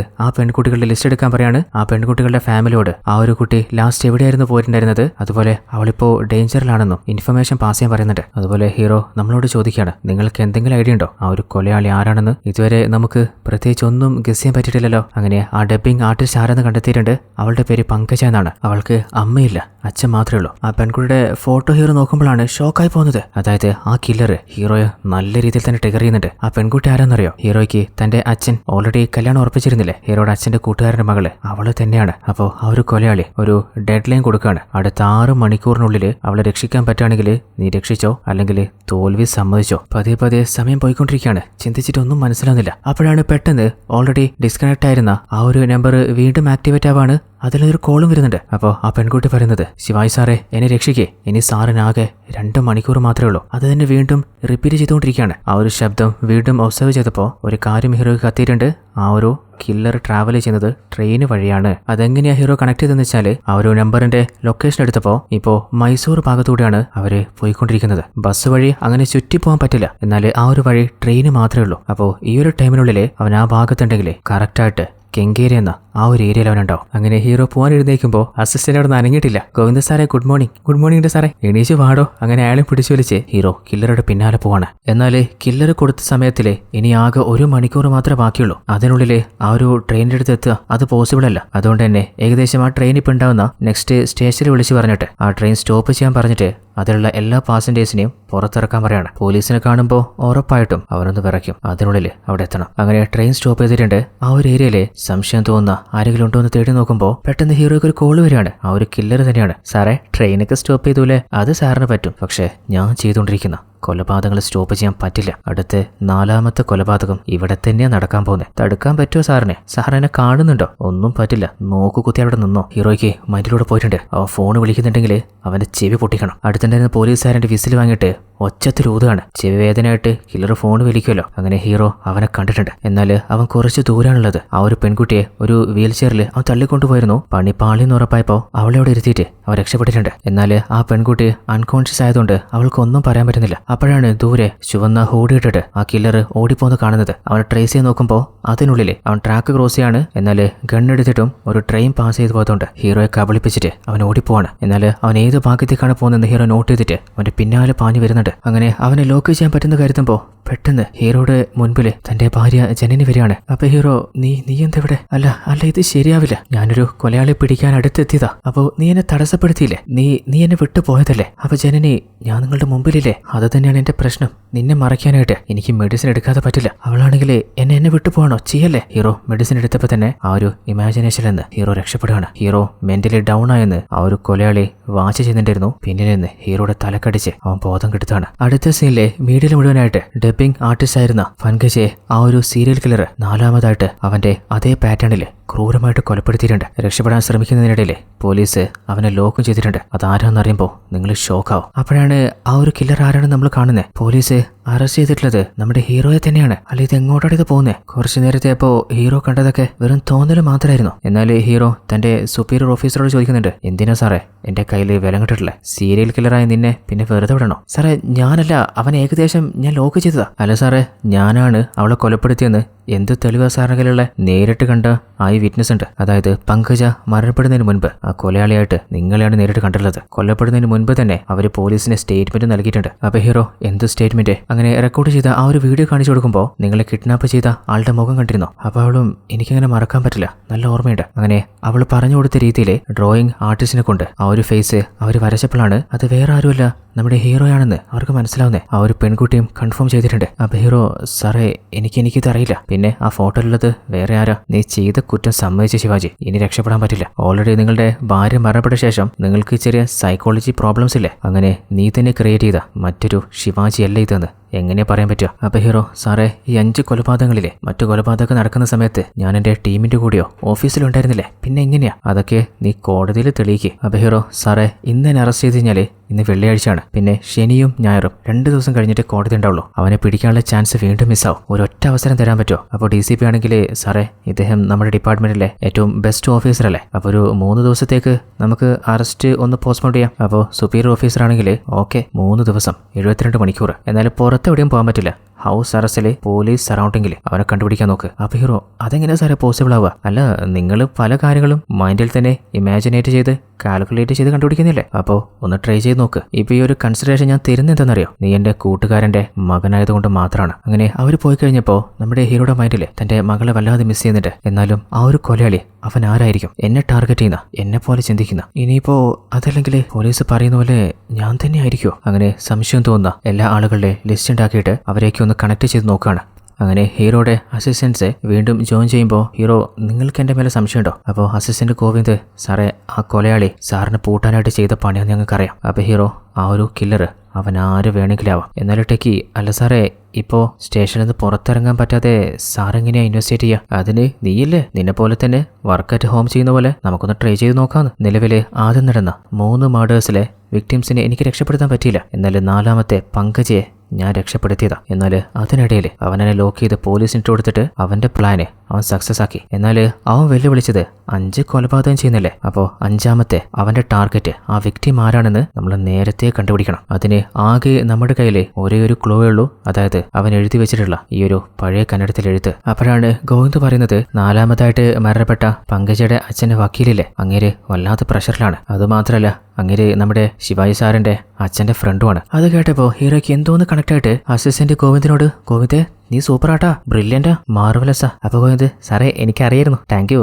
ആദ്യമായിട്ട് ഒരാൾ പറയുന്നേ. അപ്പോൾ ഹീറോ, ആദ്യമായിട്ട് കൊല്ലപ്പെട്ട ആ പെൺകുട്ടിയുടെ പേര് മാനസ എന്നാണ്. അവളുടെ അമ്മ 2ാമത് കല്യാണം കഴിച്ചതാണ്. അപ്പോൾ അവരുടെ എക്സ് ഹസ്ബൻഡ് ആരാണെന്ന് ഒന്ന് കണ്ടുപിടിക്കാൻ പറയുന്നുണ്ട്. അങ്ങനെ ഗോവിന്ദ് പറയുന്നുണ്ട്, സാറേ അങ്ങേര് ഡോക്ടർ വിക്രം, എന്നാൽ US-ലാണ്. അത് കേട്ടപ്പോൾ ഹീറോ, ആഹാ അവനെ എനിക്ക് കിട്ടിക്കഴിഞ്ഞു, എന്റെ കൺമുമ്പിലുണ്ട്. അപ്പൊ അസിസ്റ്റൻസ്, ആരാ സാറേ അത്? അപ്പോഴാണ് ഹീറോ ഒരു ഫ്ലാഷ് ബാക്ക് പറയുന്നത്. 5 വർഷങ്ങൾക്ക് മുൻപ് ഞാൻ എന്റെ മകള് ചുക്കിയെ ദത്തെടുത്ത് വീട്ടിലേക്ക് കൂട്ടിക്കൊണ്ടതാണ്. എന്നാൽ പോലീസ് വന്നിട്ട് ഒരു നോട്ടീസും കാണിച്ച് കൂട്ടിക്കൊണ്ടുപോയി. ആ നോട്ടീസ് ആരാഴ്ച നോക്കിയപ്പോ അതെന്റെ അച്ഛനായിരുന്നു. അപ്പോൾ ഞാൻ നേരിട്ട് അച്ഛനെ കാണാൻ പോയിട്ട് ആ കുഞ്ഞിന്റെ അമ്മ ആക്സിഡന്റ് സംഭവിച്ച് മരിക്കുന്നതിന് മുൻപ് എന്നോട് ആകെ ഒരു റിക്വസ്റ്റ് ചെയ്തുള്ളൂ, എന്നെ മോളെ നോക്കണേന്ന്. എന്തിനാ പിന്നെ ആ കുഞ്ഞിനെ എന്നിൽ നിന്ന് പിരിക്കുന്നേ? അപ്പൊ ഹീറോയുടെ അച്ഛൻ IG ആണെങ്കിൽ ആക്സിഡന്റാ, എന്നാൽ ഞങ്ങളുടെ ഇൻവെസ്റ്റിഗേഷനിൽ അതൊരു മർഡർ ആണെന്നാണല്ലോ ഞങ്ങൾ കണ്ടുപിടിച്ചേ. അപ്പൊ ഹീറോ, എന്ത് മർഡറാണോ? അല്ല, ആര് കൊലപ്പെടുത്തിയെന്ന്? എന്നാൽ അച്ഛന്റെയും ശിവാജിയുടെ ഇടയിൽ ചെറിയൊരു വിദ്വേഷമില്ലേ? അപ്പൊ അച്ഛൻ, അല്ല ശിവാജി, ഈ കേസ് നീയല്ല അന്വേഷിക്കുന്നുള്ള കാര്യമെങ്കിലും നിനക്ക് ഓർമ്മയുണ്ടോ? അപ്പൊ ഹീറോ, അതൊക്കെ എനിക്ക് ഓർമ്മയുണ്ട്, എന്നാൽ എന്റെ മകളെയാണ് നിങ്ങൾ പിടിച്ചുകൊണ്ട് വന്നിട്ടുള്ളത്. അപ്പൊ അതുമായിട്ട് റിലേറ്റ് ചെയ്തിട്ട് എനിക്ക് ഈ കാര്യങ്ങൾ അറിയണമെങ്കിലോ? അപ്പൊ ഹീറോയുടെ അച്ഛനാണെങ്കിൽ, നിന്റെ മകളാണല്ലേ, ആയിക്കോട്ടെ, എന്നാൽ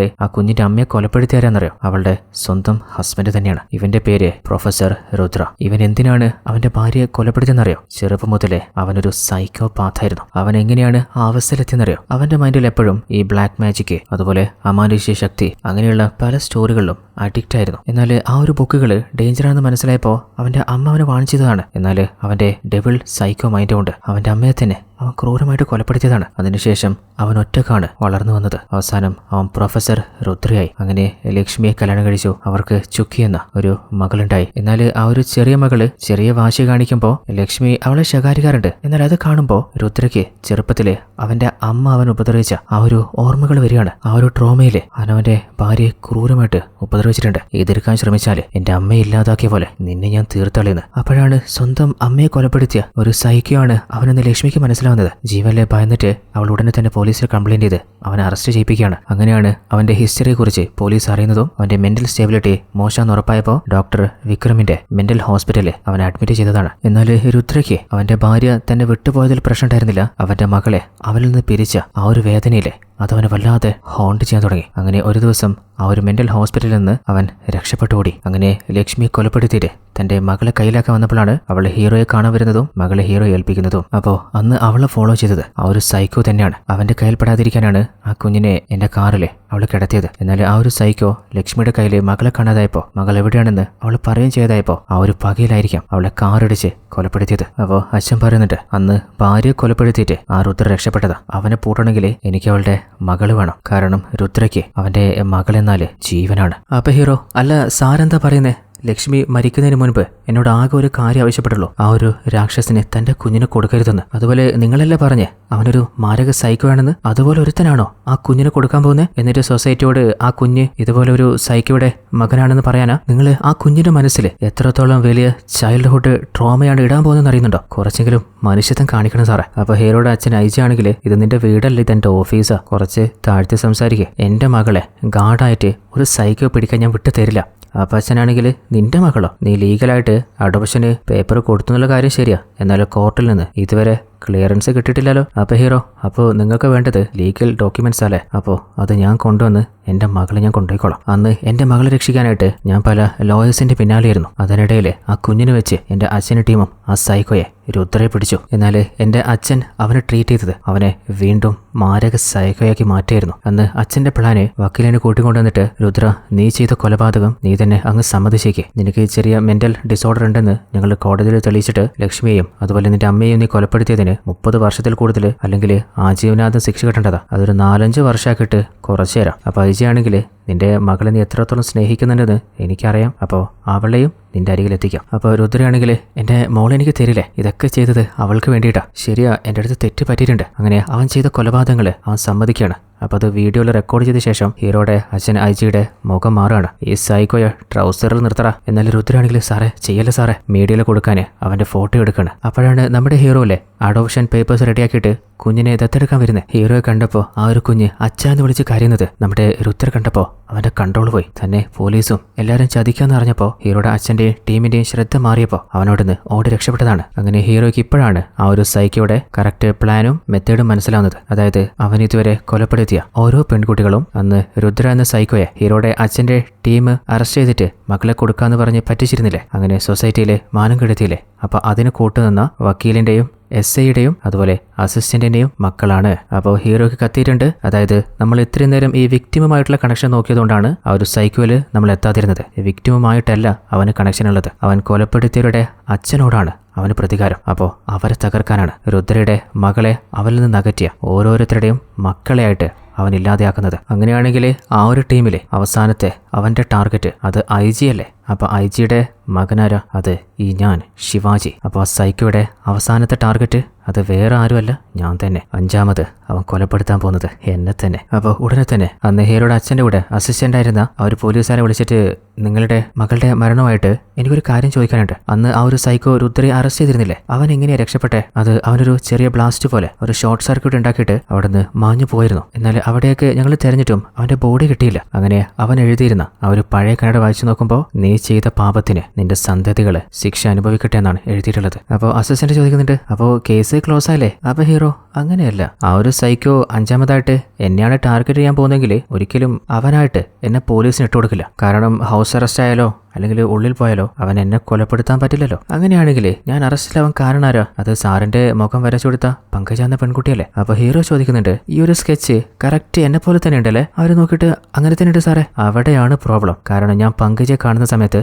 എന്റെ നെറ്റിയിൽ ഈ ഒരു ബാൻഡേജ് ഉണ്ടായിരുന്നില്ല. ഈ മുറിവ് എങ്ങനെയാ പറ്റിയെന്നറിയോ? പങ്കജയെ റെസ്ക്യൂ ചെയ്തിട്ട് ആ ഒരു കില്ലറെ ഞാൻ ഫോളോ ചെയ്ത് പോയില്ലേ, അതിനുശേഷം അവന്റെ അടി കൊണ്ടിട്ടാണ്. അപ്പോൾ അതിനുശേഷം വന്ന മുറിവടക്കം ഈ ഒരു പിക്ചർ കറക്റ്റ് വന്നിട്ടുണ്ടെങ്കിൽ ഇത് പങ്കജ പറഞ്ഞു കൊടുത്തിട്ട് ആരും വരച്ചതല്ല. അപ്പോൾ ഈ ചിത്രം വരപ്പിച്ചത് വേറെ ആരോ ആണ്. അയാൾ എന്തായാലും എന്നെ ആ ഒരു കൊലയാളിയിൽ നിന്ന് രക്ഷപ്പെടുത്താൻ ശ്രമിക്കുന്ന ഒരാളാണ്. നേരത്തെ ആരാണ് ആ ഒരു സൈക്കോ എന്ന് മനസ്സിലാക്കിയ ഒരാൾ. അപ്പോൾ SIയോട് പറയുന്നുണ്ട്, അപ്പോൾ നീയാണ് എന്നെ ഹെൽപ്പ് ചെയ്യാൻ നോക്കുന്നത്. നീ മാത്രമല്ല, DCP അതുപോലെ നമ്മുടെ സൂപ്രണ്ട്, ഇതിന്റെയൊക്കെ പിന്നിൽ എന്നെ ആ സൈക്കോയ്ക്ക് കൊല്ലാനിട്ട് കൊടുക്കാതെ രക്ഷിക്കാൻ ശ്രമിക്കുന്നത് എന്റെ അച്ഛനല്ലേ? അങ്ങനെ ഗൺ പോയിന്റിൽ ചോദിക്കുമ്പോൾ അവസാനം അവന് സമ്മതിക്കുന്നുണ്ട്. സാറേ, അന്ന് പങ്കജയെ രക്ഷപ്പെടുത്തിയിട്ട് ആ ഒരു സൈക്കോയുടെ പിന്നാലെ സാറ് പോയില്ലേ? അപ്പോൾ ഞാനും പിന്നാലെ ഉണ്ടായിരുന്നു. അപ്പോഴാണ് അവൻ സാറിനെ അടിച്ച് താഴെയിട്ടിട്ട് ഓടി രക്ഷപ്പെടുന്ന കണ്ടത്. എന്നാൽ അതേ സമയത്താണ് സാറിന്റെ അച്ഛൻ IG സാറിനെ ആ സൈക്കോ വിളിച്ചിട്ട്, എന്താ സാറേ, എന്നെ ഓർമ്മയുണ്ടോ? ഞാനാ രുദ്ര. എന്റെ കുഞ്ഞിനെ എന്നിൽ നിന്ന് പിരിച്ച നിങ്ങളുടെ മകനെ അടുത്ത 3 ദിവസത്തിനുള്ളിൽ ഞാൻ തീർത്തിരിക്കും. പറ്റുവാണെങ്കിൽ സാറ് രക്ഷപ്പെടുത്തി കാണിക്കുക. അങ്ങനെ ആരാണ് ഈ ഒരു കൊലപാതകത്തിന് പിന്നിലെന്നും തന്റെ മകന്റെ ജീവൻ ആപത്തിലാണെന്ന് മനസ്സിലായപ്പോൾ ഹീറോയുടെ അച്ഛൻ തന്നെയാണ് തന്റെ ഫ്രണ്ട്സിനെ കൊണ്ട് ഹീറോയെ ഹൗസ് അറസ്റ്റ് ചെയ്യിപ്പിച്ചത്. അപ്പോൾ SI പറയുന്നുണ്ട്, സാറേ, എല്ലാ അച്ഛന്മാരും അവരുടെ മക്കളെ രക്ഷിക്കാൻ ശ്രമിക്കുന്ന പോലെ തന്നെ സാറിന്റെ അച്ഛനും ശ്രമിച്ചിട്ടുള്ളൂ. അപ്പൊ ഹീറോ ഇപ്പോൾ അച്ഛൻ എവിടെയുള്ള ബംഗളൂരിലേക്ക് വന്നിട്ടുണ്ട്. അങ്ങനെ SIയുടെ ഫോൺ വാങ്ങിയിട്ട് ഒരിക്കലും അച്ഛനെ ഇനി ഫോൺ വിളിക്കില്ല എന്ന് കരുതിയ ഹീറോ വിളിച്ചിട്ട്, അച്ഛാ ഒരുപാട് സോറി. അപ്പൊ മറുഭാഗത്തുനിന്ന് ആ ഒരു സൈക്കോ, സാറേ വല്ലാതെ ലേറ്റ് ആയി പോയല്ല. അപ്പൊ ഹീറോ, എന്റെ അച്ഛൻ എന്തെങ്കിലും സംഭവിച്ചാലേ? ആഹാ, നീ കൊള്ളാല. അച്ഛനോട് ചോദിക്കുമ്പോൾ അച്ഛൻ എന്റെ മകനൊന്നും ചെയ്യരുതെന്ന്, മകനാണെങ്കിൽ അച്ഛനെ ഒന്നും ചെയ്യരുതെന്ന്. ഞാനിപ്പോ എന്താ ചെയ്യാ? നിങ്ങൾ 2 പേരെയും ഞാൻ ഒന്നും ചെയ്യരുതെങ്കിൽ ഒരേ വഴിയുള്ളൂ, എന്നിൽ നിന്ന് നിങ്ങൾ പറിച്ചു കൊണ്ടുപോയ എന്റെ മകളെ എനിക്കിങ്ങ് തന്നേക്ക്. എന്നാൽ അവളിപ്പോ നിന്നെയല്ലേ അച്ഛനായി കാണുന്നേ. അപ്പൊ നീ തന്നെ അവളെ എന്റെ അരികിൽ കൊണ്ടുവന്നിട്ട് അവളോട് കാര്യം പറഞ്ഞു. അപ്പോൾ നിന്റെ അച്ഛനെയും നിന്നെ ഞാൻ വെറുതെ വിടാം, എന്റെ മോളെയും കൂട്ടി ഒറ്റയ്ക്ക് വാ. അപ്പോൾ അസിസ്റ്റൻസ്, എന്താ സാറേ പറ്റിയേ? എന്റെ അച്ഛനിപ്പോ ആ രുദ്രയുടെ കയ്യില. അച്ഛനെ രക്ഷിക്കാൻ അവന്റെ മകളെ അവനെ കൊടുക്കണമെന്ന്. ഈ ഒരു ഗെയിമിൽ അവൻ എന്നെ ചെക്ക്മേറ്റാക്കി കളഞ്ഞല്ലോ. കാരണം എന്റെ ചുക്കിയുടെ ബയോളജിക്കൽ ഫാദർ അത് രുദ്ര അവനല്ലേ. അങ്ങനെ SIയോട് റിക്വസ്റ്റ് ചെയ്യുന്നുണ്ട്, എന്നെ പോകാൻ അനുവദിക്കണം. തകർന്നു പോയ തന്റെ ജീവിതം തന്നെ ചുക്കി വന്ന ശേഷമല്ലേ എല്ലാ സ്നേഹവും കൊടുത്ത് ഒന്ന് ലെവലാക്കി എടുത്ത്. എന്നാലിപ്പോ അവളെ തലയിൽ നിന്ന് പിരിക്കലാതെ വേറെ വഴിയില്ല. അങ്ങനെ ഉറങ്ങിക്കൊണ്ടിരുന്ന മകൾ എഴുന്നേൽപ്പിച്ച് അവളുടെ മുടിയും കെട്ടിക്കൊടുത്ത് അവൾക്ക് ഭക്ഷണമൊക്കെ വാരി കൊടുക്കാണ്. എന്നാൽ രാത്രി ഒരിക്കലും ചുക്കിക്ക് ഹീറോ ചോക്ലേറ്റ് കൊടുക്കാറില്ല. ഇനിയിപ്പോ അവള് തന്നിലേക്ക് തിരിച്ചു വന്നില്ലെങ്കിലോ ഇന്നത്തെ ദിവസം അവളുടെ എല്ലാ ആഗ്രഹവും നടത്തി കൊടുക്കാന്ന് ഹീറോ തീരുമാനിക്കുകയാണ്. അങ്ങനെ അവളുടെ ഇഷ്ടപ്പെട്ട എല്ലാ സാധനങ്ങളും പാക്ക് ചെയ്തിട്ട് മകളെയും കൂട്ടിട്ട് പോയിക്കൊണ്ടിരിക്കുമ്പോൾ രുദ്ര വിളിക്കുന്നുണ്ട്. അപ്പൊ ഹീറോ വന്നോണ്ടിരിക്കുക. ആഹാ, എന്നൊരു കാര്യം ചെയ്, സാറ് വണ്ടി നിർത്ത്. സാറെന്താ കരുതിയ എന്നെ സാറ് കാണുന്നില്ലെങ്കിലും ഞാൻ കാണുന്നില്ലെന്ന് ആ ജാക്കറ്റിന്റെ ഉള്ളിൽ ഒളിപ്പിച്ചിട്ടുള്ള കണ്ണെടുത്ത് പുറത്ത് കളാം. അടിപൊളി. ഇനി നിങ്ങളുടെ ഫോണില്ലേ, ആ ഫോണും പുറത്ത് കളഞ്ഞിട്ട് എന്റെ വണ്ടിയെ ഫോളോ ചെയ്തു. അങ്ങനെ അവസാനം ആ ഒരു ലൊക്കേഷനിൽ എത്തിയിട്ടുണ്ട്. അപ്പോൾ ഹീറോയുടെ അച്ഛനെ കൂട്ടിയിട്ട് അവൻ വരുമ്പോൾ, ആഹാ സാറേ, അപ്പോൾ ഗസ് ചെയ്, ഈ മുഖമൂടിക്കുള്ളിലുള്ള ഞാനാരാ? എനിക്കറിയാം, നീ തന്നെ പ്രൊഫസർ രുദ്ര. അപ്പൊ സൈക്കോ, അയ്യോ സാറിന് തെറ്റി. ആ ഒരു മുഖമൂടി അഴിക്കുമ്പോൾ ഹീറോ ഒരിക്കൽ മീറ്റ് ചെയ്ത ഡോക്ടർ പ്രതാപില്ലേ, അങ്ങേരാണ്. അപ്പൊ ഹീറോ ശരിക്കും അവന്റെ കണ്ണുകളിലേക്ക് നോക്കിയിട്ട്, നീ ആരെയാടാ പറ്റിക്കുന്നേ? ശരിയാണ്, നീ തന്നെയാണ് ഡോക്ടർ പ്രതാപും, നീ തന്നെയാ ഡോക്ടർ രുദ്രയും. എന്നിട്ട് അച്ഛനോട്, അന്ന് ഫയർ ആക്സിഡന്റ് ഉണ്ടായപ്പോ ഇവനോട് രക്ഷപ്പെട്ടില്ലേ, പലരും കരുതി ഇവൻ വെന്തു തീർന്നെന്ന്. എന്നാൽ അവന്റെ മുഖം മാത്രമായിരുന്നു വെന്തുപോയത്. അവന്റെ മുഖം കണ്ടപ്പോ അവരതിനെ സഹിക്കാൻ പറ്റിയില്ല. എന്നാൽ ഇവനൊരു പ്രൊഫസർ അല്ലേ, കയ്യില് ആവശ്യത്തിന് പൈസയുണ്ട്. അങ്ങനെ നേരെ ലണ്ടനിലേക്ക് പോയിട്ട് കോസ്മെറ്റിക് സർജറിയിലൂടെ അവന്റെ മുഖം മാറ്റിയതാണ്. അതായത് നീ തന്നെ നിനക്ക് പുതിയൊരു ഐഡന്റിറ്റിയും പുതിയ മുഖവും വെച്ചതല്ലേ. അതിനുശേഷമാണ് നീ ഇന്ത്യയിലേക്ക് വന്നത്. എന്നാൽ പ്ലാസ്റ്റിക് സർജറി ചെയ്തതുകൊണ്ട് തന്നെ നിന്റെ മുഖം വളരെ സെൻസിറ്റീവ് ആണ്. അത് പ്രൊട്ടക്ട് ചെയ്യാനായിട്ട് നിനക്ക് ബ്യൂട്ടി പ്രൊഡക്റ്റുകൾ ഇല്ലാതെ പറ്റില്ല. അതുകൊണ്ട് തന്നെയാണ് രണ്ടാമത് നീ കൊലപ്പെടുത്തിയ ആ പെൺകുട്ടിയുടെ ബോഡിയുടെ അരികിലെ ബ്യൂട്ടി പ്രൊഡക്റ്റ് ഞാൻ കണ്ടിരുന്നത്. അവിടെ ചെറുതായിട്ട് എനിക്ക് തെറ്റി. ഞാൻ കരുതി ഇതിന്റെ പിന്നിൽ ഏതോ ഒരു സ്ത്രീയാണെന്ന്. അപ്പൊ രുദ്രാണെങ്കിൽ, ആഹാ സാറ് അടിപൊളിയാട്ടാ, വെറുതെ അല്ല ഡിപ്പാർട്ട്മെന്റിലെ ഷെർലക് ഹോം എന്ന് സാറിനെ വിളിക്കുന്നത്. എന്റെ ഈ മുഖം ശരിയാക്കാൻ എനിക്ക് 24 സർജറി ചെയ്യേണ്ടി വന്നു. അതിൽ ഞാൻ അനുഭവിച്ച ആ വേദന, ആ ഫ്രസ്ട്രേഷൻ നിനക്കൊക്കെ പറഞ്ഞാൽ മനസ്സിലാക്കാൻ പറ്റുമോ? അപ്പൊ കുഞ്ഞ് ഭയന്നിട്ട്, അച്ഛൻ എനിക്ക് പേടിയാവുന്നു. ഇതാരാ മോളെ? നിന്നോട് നിന്റെ അച്ഛനില്ലേ കുറേയധികം കള്ളക്കഥകൾ പറഞ്ഞു തന്നിട്ടുണ്ട്. മോളെ നിനക്കറിയോ, അവനല്ല നിന്റെ അച്ഛൻ, ഞാനാ നിന്റെ അച്ഛൻ. എന്നാൽ ചിക്കുവാണെങ്കിൽ നിങ്ങളെന്റെ അച്ഛനല്ല അങ്കിളെന്നല്ല അച്ഛനാ മോളെ. അന്ന് തീ പിടിച്ച് എന്റെ മുഖം വികൃതായപ്പോ ആദ്യം നിന്നെ കാണാൻ വന്നേ. നീ എന്നെ കണ്ട് വല്ലാതെ പേടിച്ചപ്പോ ഞാൻ എത്ര വേദന സഹിച്ചിട്ടും എന്റെ മുഖം ശരിയാക്കാനായിട്ടാ ലണ്ടനിലേക്ക് പോയത്. അതിനുശേഷം ഞാൻ വന്ന് നിന്നെ സ്കൂളിൽ നിന്ന് കണ്ടു. അപ്പോ നിനക്കെന്നെ മനസ്സിലായില്ല. പിന്നീട് നിന്നെ വീട്ടിൽ കാണാൻ വന്നപ്പോ നീ എന്നെ കണ്ട് വല്ലാതെ പേടിച്ചു പോയി. ഞാനാ മോളെ നിന്റെ അച്ഛൻ. എന്നാൽ ചിക്കു എന്റെ അച്ഛനും അമ്മയൊക്കെ ഇതാണെന്ന് പറഞ്ഞ് ശിവാജി കെട്ടിപ്പിടിക്കാണ്. അപ്പൊ രുദ്ര, എന്റെ മകളെ നീ നുണ പറഞ്ഞിട്ട് നിന്റെ ഭാഗത്ത് കൂട്ടുക. അപ്പൊ ചിക്കു, അല്ല എന്റെ അച്ഛൻ എന്നോട് ഒരു നുണയും പറഞ്ഞിട്ടില്ല. എന്റെ യഥാർത്ഥ അച്ഛനും അമ്മ ആരാണെന്ന് എന്റെ മുത്തശ്ശൻ എന്നോട് പണ്ടേ പറഞ്ഞിട്ടുണ്ട്. അതായത് മുത്തശ്ശനുമായിട്ട് ആ ഒരു കുഞ്ഞ് പലപ്പോഴും സംസാരിക്കാറുണ്ട്. എന്നാൽ ഹീറോയെ കാണുമ്പോൾ പെട്ടെന്ന് ആ ഒരു ഫോൺ കട്ട് ചെയ്തിട്ട് റോങ് നമ്പർ എന്ന് പറയാറാണ്. അപ്പൊ ഹീറോയുടെ അച്ഛൻ, നാളെ ഒരിക്കലും നിന്റെ മകള് നിന്നെ ഒരു കുറ്റക്കാരായി കാണാതിരിക്കാനാണ് ഞാൻ അവളോട് എല്ലാ കാര്യവും പറഞ്ഞു. അപ്പൊ രുദ്ര, എന്റെ മോൾ എനിക്ക് തന്നിട്ടില്ലെങ്കിൽ ശിവാജി നിന്റെ അച്ഛനെ ഇവിടെ വെച്ച് തീർക്കും. അപ്പൊ ഹീറോ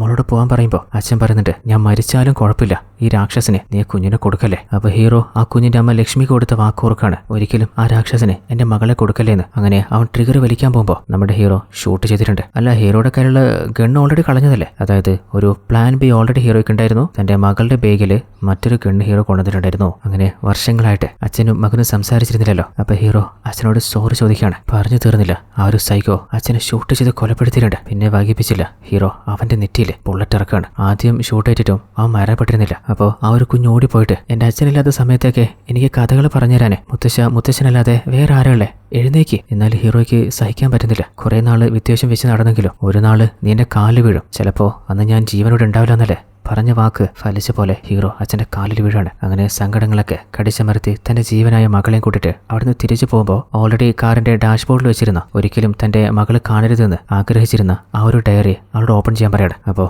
അതിലൊരു ഫോട്ടോയുണ്ട്. നിന്റെ അമ്മയാണിത് ലക്ഷ്മി, നിന്നെ എനിക്ക് തന്നത് അവരാണ്. അങ്ങനെ ഹീറോ തന്റെ അച്ഛന്റെ ചിതാഭസ്മം കടലൊഴുക്കുമ്പോൾ ആ ഒരു കുഞ്ഞു ചോദിക്കുന്നുണ്ട്, ഇതുപോലെ അച്ഛനും എന്നെ ഒരിക്കൽ വിട്ടുപോകല്ലേ? ഒരിക്കലും വിട്ടുപോകില്ല, നിനക്ക് 100 വർഷമാകുമ്പോഴും നിന്റെ കൂടെ അച്ഛൻ ഉണ്ടാവും. അങ്ങനെ ആ ഒരു കുഞ്ഞിന് പ്രോമിസും കൊടുക്കുന്നുണ്ട്. അങ്ങനെ ഈ ഒരു കഥ ഇവിടെ അവസാനിക്കുകയാണ്. അപ്പോൾ എങ്ങനെയുണ്ടായിരുന്ന കഥ? ഈ ഒരു കഥയുടെ ഫസ്റ്റ് പാർട്ട് നമ്മൾ ഓൾറെഡി ചെയ്തിട്ടുണ്ട്. അതും വേറെ ലെവൽ ത്രില്ലിംഗ് ആയിരുന്നു. അതിലും ഇൻട്രസ്റ്റിംഗ് ആയിട്ടല്ലേ രണ്ടാമത്തെ ഭാഗം വന്നിട്ടില്ലേ? അപ്പോൾ ട്വിസ്റ്റുകളും ടേണുകളും നിങ്ങൾക്ക് ഇഷ്ടപ്പെട്ടാൽ ഇതിലും അടിപൊളി കഥകൾ നിങ്ങളിലേക്ക് എത്തിക്കാൻ ഒരു മോട്ടിവേഷനായിട്ട് എല്ലാ കൂട്ടുകാരും മാക്സിമം ഈ വീഡിയോയ്ക്ക് ഒന്ന് ലൈക്ക് ചെയ്ത് സപ്പോർട്ട് ചെയ്യുക, കൂട്ടുകാരിലേക്ക് ഷെയർ ചെയ്യുക. ട്വിസ്റ്റ് മലയാളം എന്ന നമ്മുടെ ചാനൽ സബ്സ്ക്രൈബ് ചെയ്ത് വെച്ചോളൂ. അപ്പോൾ മറ്റൊരു അടിപൊളി കഥയായിട്ട് നമുക്ക് നാളെ തന്നെ കണ്ടുമുട്ടാം. അതുവരേക്കും ഇത് നിങ്ങളുടെ സ്വന്തം twist Malayali. Tata, bye bye.